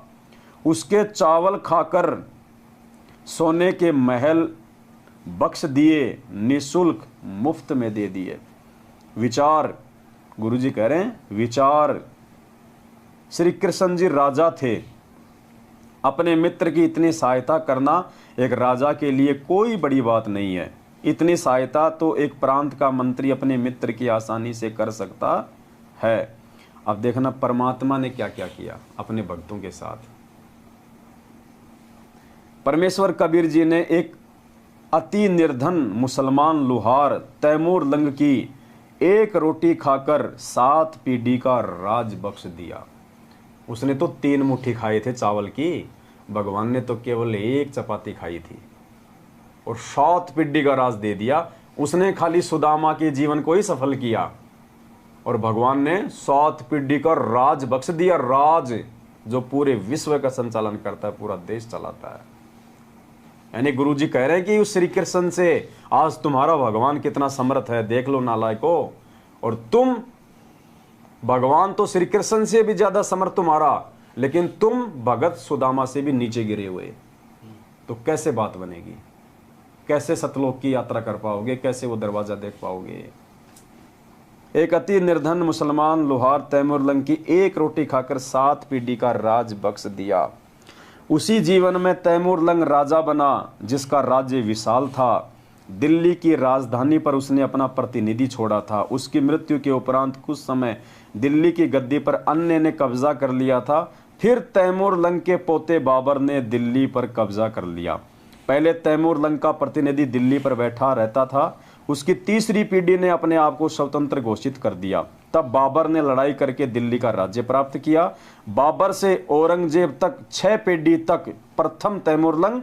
इस प्रकार कुल 7 पीढ़ी का राज्य परमेश्वर कबीर जी ने तैमूर लंग को दिया। नंबर 1 तैमूर लंग, नंबर 2 उसका पोता बाबर, नंबर 3 हुमायूं पुत्र बाबर, नंबर 4 अकबर पुत्र हुमायूं, नंबर 5 जहांगीर पुत्र अकबर, नंबर 6 शाहजहां पुत्र जहांगीर और नंबर 7 औरंगजेब पुत्र शाहजहां। 1 चपाती के बदले 7 पीढ़ी का राज, जबकि ना तो उसने नाम लिया था उस समय तक, ना वो कोई मर्यादा में था, ना वो कोई भक्ति जानता था। ये समर्थता दिखाई परमात्मा ने कि आज तो तुम मेरी शरण में हो, तुम्हारे लिए मैं क्या नहीं कर सकता। रंका बंका वाली उस कथा में परमात्मा ने क्या कहा उनको कि मैं चाहूं तो तुम्हारे लिए सोने का महल भी बनवा सकता हूं, सोने का भी। उनकी झोपड़ी जलाई ना परमात्मा ने, और फिर उससे भी बड़ी झोपड़ी बना दी थी। और जब वो गए अपने गुरुदेव के पास में पूछने के लिए कि गुरुदेव जो आकाशवाणी हुई थी झोपड़ी में रहने की, वो आपकी थी या किसी और की थी, तो उन्होंने कहा कि बेटा वो झोपड़ी मैंने जलाई थी, मैंने बनाई है। तुमने जो परीक्षा दी है और इस परीक्षा में जो तुम पास हुए हो, उसके बदले तो मैं तुम्हारा सोने का मकान भी बना सकता था। लेकिन भगवान ने भक्तों से भक्ति करवानी होती है, इसलिए उनको परमात्मा लिमिट में रखते हैं। विशेष भिन्नता, जन्म मरण का कष्ट न श्री कृष्ण जी का समाप्त है न सुदामा का हुआ। दोनों ही आगे के जन्मों में अन्य प्राणियों के शरीरों में जाएंगे। तैमूर लंग को 7 पीढ़ी का राज्य भी मिला और मोक्ष भी मिला। अब देखो पुण्यात्माओं, कि आज तक कभी गुरुजी ने किसी सत्संग में कहा कि तैमूर लंग का मोक्ष हो गया, वो सतलोक चला गया? वो तो भक्ति युग था ही नहीं। उस समय तो प्रथम मंत्र भी भगवान ने किसी को पूरा नहीं दिया। 1392 में परमात्मा ने प्रकट होकर उसको नाम दिया था, जबकि काशी में 1398 में आया था, 6 साल बाद। अपने काशी में प्रकट होने के 6 साल पहले ही परमात्मा तैमूर लंग को मिला था, 1392 में। और क्या लिख रहे हैं गुरु जी? तैमूर लंग को 7 पीढ़ी का राज्य भी मिला और मोक्ष भी मिला। मोक्ष अब देखो, अब गुरु जी तो नानक जी के आगे भी लिख देते हैं कि नानक जी का मोक्ष हो गया। अब नानक जी का मोक्ष हुआ मान लेना, अगर आपकी आत्मा गवाह दे दे कि तैमूर लंग का भी मोक्ष हो गया होगा। राज्य में मोक्ष नहीं होता, और तैमूर लंग का उस समय कहां से मोक्ष हो जाएगा? लेकिन मोक्ष का मतलब ये नहीं कि वो सतलोक बैठ गया। मोक्ष का मतलब है कि परमात्मा ने उसको जन्म मरण के चक्कर से निकालने के लिए उसको भक्ति पे लगा दिया। अब परमात्मा किसी न किसी जन्म में उस आत्मा को पार भी लगा देगा, मोक्ष भी कर देगा। तो मोक्ष का मतलब ये होता है। यहाँ पे मोक्ष का नाम लेते ये नहीं कि वो तो सतलोक ही चला गया। सतलोक से पहले तो मिनी सतलोक भी है। तो हमने इन चीजों को समझना चाहिए। मोक्ष का युग ये है, ये वर्तमान समय है, और ये परमेश्वर आज साक्षात अपने वास्तविक रूप में प्रकट है, अपने संपूर्ण पावर के साथ में आज दे सकता है ये मोक्ष। चाहे उस जैसे लाखों तैमूर लंग आ जाओ, आज मोक्ष कर सकता है ये परमात्मा। अगर आज कोई मोक्ष करवाना चाहेगा तो ये है भक्ति का पीक टाइम, मोक्ष का time, golden chance, prime time, बिजली पीढ़ी। आज होगा उन सभी का मोक्ष। तैमूर लंग का, नानक जी का, मीरा जी का, धन्ना जी का, नंदा जी का, रंका बंका का, सेहू सम्मन का, द्रौपदी का। परमात्मा ने बताया आज यदि वो यहाँ आएंगे और यदि मर्यादा के साथ में आजीवन भक्ति पे टिके रहे, आज मोक्ष प्राप्त कर सकती है वो आत्मा। और पुण्यात्मा, ये जितनी भी आत्मा हैं, ये सारी आत्मा हम ही हैं और कोई नहीं है। हमारे रूप में परमात्मा ने बैठा रखा है यहाँ पे। ये जीवन आज से पहले हमने भोगे हैं। मालिक को पता था कि वो कुर्बानी, वो बलिदान आज हम नहीं दे पाएंगे जो परमात्मा ने पहले के जन्मों में हमारे से लेके हमारे को आज भक्ति के लायक बना दिया। आज हम अपना गर्दन नहीं कटवा सकते। यार छोड़ो रे, काहे की भक्ति, काहे का भगवान है, छोड़ो छोड़ो। आज वो मंसूर वाला जो बलिदान हर भगत नहीं दे सकता, इसलिए परमात्मा ने हमसे वो बलिदान पहले ले लिए, और उन्हीं बलिदानों के प्रतिफल में परमात्मा ने आज हमारे को इस समय हमारे को मानव जन्म दे दिया। और सहज में परमात्मा पार कर देगा। ना कुछ ले रहा भगवान, ना कोई पहाड़ पे चढ़वा रहा भगवान, ना कोई गोवर्धन की फेरी लगवा रहा, ना कोई कावड़ मंगवा रहा हमारे से बद्रीनाथ से। इतनी सहज भक्ति, ये बैठ के मर्यादा में रह के ये माड़ा भी नहीं होती हमसे। सोचो पुण्यात्मा, हम कैसे फिर अपना बेड़ा पार करवाएंगे? हमें तो कुर्बान हो जाना चाहिए परमात्मा पे। कुर्बान इस भक्ति और भगवान के लिए तो घर परिवार देश, अगर वो समय आ जाए कि छोड़ना पड़ जाए तो छोड़ देना। उन बच्चों को कल को मर गए तो कौन संभालेगा? जिन बच्चों के लिए हम आगे पीछे दौड़ रहे हैं, फिर कौन संभालेगा उनको? और हमारी आंखों के सामने छोटे छोटे बच्चों को छोड़ के लोग एक्सीडेंट में मर जाते, उन परिवारों को कौन संभाल रहा है भाई? इन चीज़ों से हमारे को विचार करना चाहिए। सबको चूगा पानी परमात्मा देता है। मालिक कहते हैं, पो पाटी पगड़ा भया और जागी जिया जून, सब काहू को देत है वो चौंत समाना चून। वो परमात्मा चीटी को कण और हाथी को मण देता है। हमारा पेट नहीं भरेगा क्या?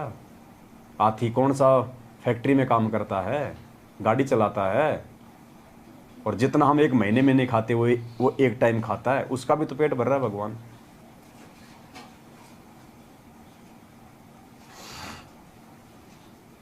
तैमूर लंग को 7 पीढ़ी का राज्य भी मिला और मोक्ष भी मिला। सहायता में इतना अंतर समझें, जैसे सहायता तो एक प्रांत का मंत्री करे, दूसरा देश का प्रधानमंत्री करे।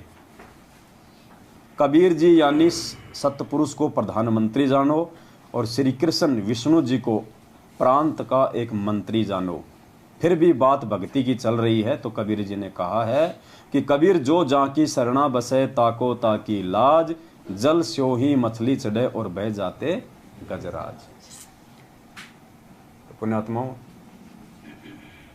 ये अनमोल समय परमपिता परमेश्वर ने जो पिछली पीढ़ी का बख्शा है आप और हमारे ऊपर, इस समय की महिमा का, इस समय की कीमत का कोई अंदाज़ा नहीं लगाया जा सकता। यानी हम अपने शब्दों में बयान नहीं कर सकते कि परमात्मा ने कितना बड़ा एक महायोग बैठाया है, कितना बड़ा। चारों युगों में ये एक कलयुग, और कलयुग में भी बिचली पीढ़ी, और बिचली पीढ़ी में भी उस समय हमारा जन्म जब भगवान साक्षात धरती पे प्रकट, और फिर 8.5 अरब की जनसंख्या में से मुश्किल से 1% भी आज उनकी शरण में नहीं है। 20 लाख लोग, यदि आप 8.5 अरब की जनसंख्या में से रेशियो निकालो, आपको आधा प्रतिशत भी नहीं दिखाई देंगे। उन आधा प्रतिशत में हमारा नंबर, और उस आधा प्रतिशत में भी छटनी कर करके हमारा नंबर परमात्मा सतसेवकों में ले आए, और सतसेवकों में भी परमात्मा उस पोजीशन पे बैठा दिए कि हम अपनी गर्दन कटवा सकते हैं, लेकिन सात संगतियों से दूर नहीं हो सकते। ये दुर्लभ योग है। इसलिए परमात्मा कहते हैं गुरुपद सेव बिरला कोई, जहां पे कृपा साहिब की होई। की जय। बंदी छोड़ सतगुरु रामपाल जी भगवान। तो सारी बातों का परमात्मा हमें एक ही निष्कर्ष निकालते हैं अंत में कि भाई हमने इस परमेश्वर के श्री चरण कमलों से दूर नहीं होना, चाहे कुछ भी हो जाए। संकट आज से पहले भी हमारे जीवन में बहुत आए हैं। गुरु जी के आने के बाद तो इतने मोटे संकट नहीं आएंगे और ना आ सकते। इतने मोटे मोटे संकट तो हमने, जब हम नाम उपदेशी नहीं थे, हमने अपने जीवन में झेले भाई। तो फिर आगे भक्ति में लगने के बाद उन छोटे मोटे संकटों से क्या डरना, क्या घबराना, काहे की लोक लाज, काहे की शर्मा शर्मी। परमात्मा कहते हैं लोक लाज मर्याद जगत की, तिनके जू तोड़ बगावे, जब कोई राम भगत गति पावे। तब जाके यहाँ से मुक्ति मिलेगी। और छोटी छोटी बातों को लेके हम भगवान से दूर हो जाएंगे, गुरुजी में दोष देखना शुरू कर देंगे, और आपस में भगत भाई बहनों में दोष देखना शुरू कर देंगे, एक दूसरे की टांग खींचेंगे, निंदा चुगली करेंगे, उसके पास बैठेंगे उसकी बुराई करेंगे, उसके पास बैठेंगे उसकी बुराई करेंगे। पुण्यात्माओं, ये पार होने के लक्षण नहीं है, ये गधे कुत्ते और सुअर बनने के लक्षण है। भगवान ने अगर किसी भगत को कह दिया कि ये मेरा प्रिय भगत है, अब हम सभी परमात्मा के हम प्रिय भगत ही हैं। अगर भगवान ने 8.5 अरब की जनसंख्या में से हम चंद गिनी चुनी आत्माओं को अपने शरण में लिया है, तो हम परमेश्वर की हम प्यारी आत्मा है। और परमात्मा की प्यारी आत्मा पे कोई उंगली उठाए बेवजह, देखो वजह पे तो अपने बाप को भी नहीं बख्शना चाहिए। परमात्मा कहते हैं ये सत का मार्ग है। परमात्मा कहते हैं पक्षा पक्षी के कारण सब जग रहा बुलान। पक्षा पक्षी यानी पक्ष और विपक्ष के चक्कर में पड़ के पूरा मानव समाज दुखी है, परेशान है। तो परमात्मा कहते हैं पक्षा पक्षी के कारण सब जग रहा बुलान, और निष्पक्ष होके हरि भजय सोए संत सुजान। ज्ञानी भगत वो है जो पक्ष और विपक्ष से दूर हटके और निष्पक्ष भाव से बात करे। फिर परमात्मा कहते हैं कि सांचा शब्द कबीर का और प्रकट किया जग माही, और जैसे को तैसा कहे सो तो निंदा नाही। गलत को गलत कहना निंदा नहीं है। नकली संतों को 27 साल से हमारे भगवान बोलते आ रहे हैं, मालिक के दुश्मन, परमात्मा के बच्चों के दुश्मन, भगत समाज को नरक में डालने वाले काल के दूत। तो वो निंदा चुगली नहीं कर रहे, यथार्थता बता रहे हैं। परमात्मा हमें जगा रहे हैं।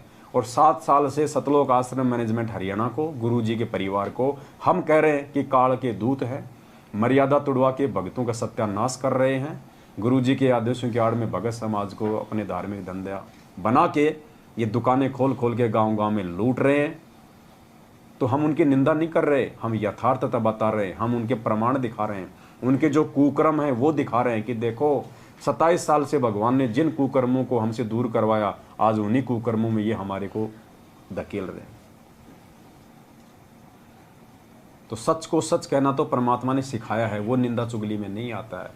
बाकी व्यर्थ में, देखा देखी में, या वैसे अपने स्वार्थ के वसीभूत होके यदि हम किसी भगत भाई बहन की व्यर्थ में निंदा चुगली करते हैं, तो पुण्यात्मा अगर उस भगत की आत्मा दुख पाएगी तो सीधी सी बात है उस परमात्मा की आत्मा दुख पाएगी। और जिसने परमात्मा की आत्मा दुखा दी, जिसने परमात्मा को जिसने दुखी कर दिया, तो परमात्मा कहते हैं जिन बातन से गुरु दुख पावे तिन बातों को दूर भगावे, अन्यथा वो परमात्मा वो सजा देगा। और सजा परमात्मा भी नहीं देगा, परमात्मा ने अपना एक विधान बना रखा है। लाइट जबरदस्ती किसी को नहीं मारती, लाइट तो फायदा देती है।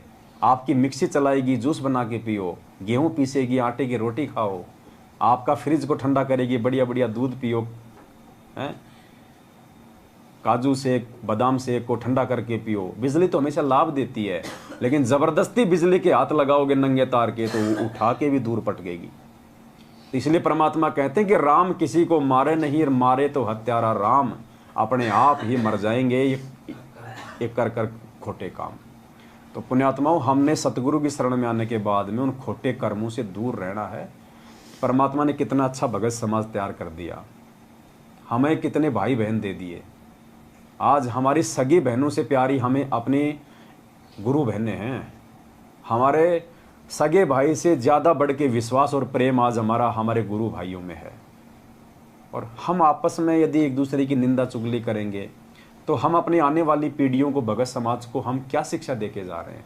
क्योंकि ये कर्म हमारे रखे जाएंगे आगे। जैसे 650 साल पहले की सारी बातें अर्जुन सर्जुन की, मीरा की, धन्ना जी की, धर्मदास जी की, अर्जुन सर्जुन की, आज गुरु जी बता रहे हैं ना। काल भगवान तक के कुकर्मों को परमात्मा ने आंखों के सामने रख दिया। ब्रह्मा विष्णु महेश तक के कुकर्मों को परमात्मा ने आज उनकी जीवन हिस्ट्री में दिखा दिया। तो क्या हमारे छुप जाएंगे? और हमारे नहीं छुपेंगे और हम करेंगे तो हमारी क्या इज्जत रहेगी आने वाले समय में? हम तो खुद भक्ति मर्यादाओं से गिर के, उल्टे कर्म करके, भगवान को दुखी करके हम तो गधे कुत्ते सुअर बनेंगे सो बनेंगे। आने वाला भगत समाज भी हमारे को निंदा की दृष्टि से देखेगा, हमारे को हे दृष्टि से देखेगा, शेख तकी की तरह हमें देखेगा। तो पुण्यात्माओं, इन चीज़ों से बचो और साध संगतियों से जुड़ो, मैनेजमेंट से बाहर निकलो। ये नामदान संचालक, ये तुम्हारे कोऑर्डिनेटर, ये गुरुजी का परिवार, ये सब का सब काल का जाल है। समय रहते इनसे निकलो, साध संगति से जुड़ो। यहाँ आपको परमात्मा की सत भक्ति मिलेगी, यहाँ आपको मर्यादाओं के ऊपर दृढ़ विश्वास के साथ आगे बढ़ने की प्रेरणा मिलेगी। और ये साध संगति ही एकमात्र वो आध्यात्मिक मंच है जिसके माध्यम से परमात्मा अपने हीरों को पक्का करेगा। सतलोक ले जाने के लिए आत्माओं की छटनी करेगा परमात्मा यहाँ से। ये कैंपस प्लेसमेंट है। साल भर बच्चा स्कूल में पढ़ता है, कॉलेज में पढ़ता है, फिर बाहर की कंपनी आके जो कैंपस में जो प्लेसमेंट करती है, इंटरव्यू लेती हैं, जो अच्छे जो बच्चे होते हैं इंटेलिजेंट, उनको छांट के उनका सिलेक्शन करती है, उनको फिर अच्छी नौकरी देती है। तो परमात्मा ने सात संगतियों के माध्यम से अपनी आत्माओं की छटनी करनी है, उनको छांटना है। और परमात्मा ने अपने बच्चों को यहाँ से जो है भगत बनाना है। उनके अंदर भक्ति के गुण और वो लक्षण एक दूसरे भाई बहन को निमित्त बना के ज्ञान चर्चा के माध्यम से परमात्मा ने वो पैदा करने, वो भगत है, वो सपूत पैदा करने परमात्मा ने, वो सूरमा पैदा करने हैं। तो हम सभी सत्सेवक भाई बहनों की, आप सभी हमारे अन्य भाई बहनों से प्रार्थना है, विनती है कि आप सभी भाई बहन एक बार आप साथ संगतियों में आएँ, एक बार आप हमारे वीडियो देखना शुरू करें। अगर आपको लगता है कि हम गलत हैं, हम परमेश्वर के विधान के विपरीत कुछ बता रहे हैं या ऐसी कोई क्रिया हम कर रहे हैं जो परमेश्वर की इस ज्ञान के विपरीत है, खिलाफ है, तो बेशक आप जी हमारे वीडियो ना देखें, साथ संगतियों में ना आवें, लेकिन एक बार आप आवें। परमात्मा कहते हैं, कहे कबीर सोए जन मेरा, जो नीर खीर का करे निबेरा।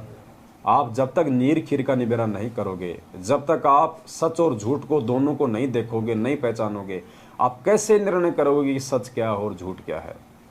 कोर्ट में एक जज होता है, उसको चाहे 2 साल तक, चाहे 50 तारीखें देनी पड़े, वो तब तक फैसला नहीं देता जब तक दोनों तरफ की बातों से संतुष्ट ना हो जाए कि दोषी कौन है और निर्दोष कौन है। तो तुम्हें तो हमारे वीडियो देखने से डराया जा रहा है कि साध संगत वालों के वीडियो देख लोगे, पवन के वीडियो देख लोगे, नाम खंड हो जाएगा। तुम्हें तो दूसरे पक्ष की जो किताब है उसको खोलने नहीं दिया जा रहा। तुम्हें तो केवल एक तरफा बातें ही तुम्हारे को जो है बताई जा रही है। और जब तक तुम दोनों तरफ की बातें नहीं देखोगे, नहीं सुनोगे, गुरुजी यदि हमें खाली कबीर सागर दिखाते, वेद दिखाते, गीता दिखाते और साथ में नकली संतों की हिस्ट्री ना बताते, उनके सत्संगों में गलतियां ना बताते, हम कैसे निर्णय करते कि कौन सही और कौन गलत है? तो क्या गुरुजी ने नकली संतों की पुस्तकें दिखा के हमारा नाम खंड कर दिया? क्या हमारा नाम खंड हो गया? ऐसे नाम खंड नहीं होता। हम भाई हम 21वीं सदी में जी रहे हैं। शिक्षा दी है भगवान ने, और फिर भी हम लोगों को वो मूर्खता वाले काम करवाए जा रहे हैं। हमारे को डराया जा रहा है, धमकाया जा रहा है, सच्चाई से दूर रखा जा रहा है। भाई परमात्मा जबरदस्ती नहीं करेगा, मालिक का एग्रीमेंट है काल भगवान के साथ में। आपने खुद ही आगे बढ़ना पड़ेगा, आपने खुद ही नीर खीर का निबेरा करना पड़ेगा। भगवान ने आपके सामने भोजन रख दिया, खाना आपको पड़ेगा। भगवान आपके मुंह में नहीं ठूसेगा। तो हम सभी भाई बहनों की आपसे ये विनती है, ये प्रार्थना है, पुण्यात्माओं, ये समय बार बार नहीं मिलेगा। ये मौका अगर चूक गए असंख्य जन्मों बाद में, क्या पता फिर दोबारा ये भगवान मिले ना मिले, ये भक्ति मिले ना मिले, और ये साथ संगति का मंच मिले ना मिले। इतनी बुद्धि क्या पता उस समय हमारे अंदर हो ना हो, जो आज परमात्मा ने हमारे को दे रखी है। तो इसलिए परमात्मा कहते हैं, यो सौदा फिर नाहि रे संतो, यो सौदा फिर नाहि। तो इस सौदे को आज जो चूक गया, वो हमेशा हमेशा के लिए परमपिता परमात्मा सतगुरु रामपाल जी भगवान को चूक जाएगा। बस हमारी इतनी सी विनती है। बाकी निर्णय आप सभी भाई बहनों के ऊपर है। आप जानवर नहीं हैं, आप जी भी खाना खाते हैं, आप जी भी अन्न खाते हैं। सही गलत का निर्णय आपको भी करना आना चाहिए। हर चीज़ परमात्मा आपके सामने पेश नहीं करेगा, वरना फिर क्या मतलब रह जाएगा 27 साल से ज्ञान देने का। अगर आज भी भगवान हाथ पकड़ पकड़ के आपको अगर सच्चाई के पाड़े में बैठाएगा, तो फिर उनके सत्संगों का महत्व क्या रह जाएगा? सत्संगों से फिर हमने क्या सीखा, क्या अर्जित किया? तो पुण्यात्मा विचार करो और आगे बढ़ो, धोखा मत खाओ। बहुत थोड़ा समय है। आने वाले समय में ना आपको ये वीडियो सुनने को मिलेंगे, ना आपके हाथ में मोबाइल होगा, ना इंटरनेट होगा। सब कुछ बंद कर दिए जाएंगे। घरों में कैद होके रहोगे, जैसे कोरोना काल में 3 महीने तक कैद होके रहे थे। उस समय रहोगे, फिर कोई हिम्मत बंधाने वाला नहीं मिलेगा, कोई सच्चाई बताने वाला नहीं मिलेगा। ये हिम्मत परमात्मा आज सात संगतियों से हमारे अंदर पैदा कर रहा है, ताकि उस आगामी विनाशकारी समय में हम डगमग ना हो, हम संघर्ष करें, भगवान पे विश्वास हम बनाए रखें, तब हम सफल होंगे। वरना काल भगवान का जो कुचक्र आगे चलने वाला है, देख लेना, त्राही त्राही माम होगा, त्राही त्राही माम। ये दुनिया ऐसे जेल में बैठे हुए संत रामपाल जी को भगवान नहीं मानने वाली, दुनिया को बंदर दिखाएगा परमात्मा, बंदर। तब दुनिया को एहसास होगा कि हाँ ये परमात्मा है। सत साहिब बंदी छोड़ सतगुरु रामपाल जी भगवान की जय हो। सत साहिब।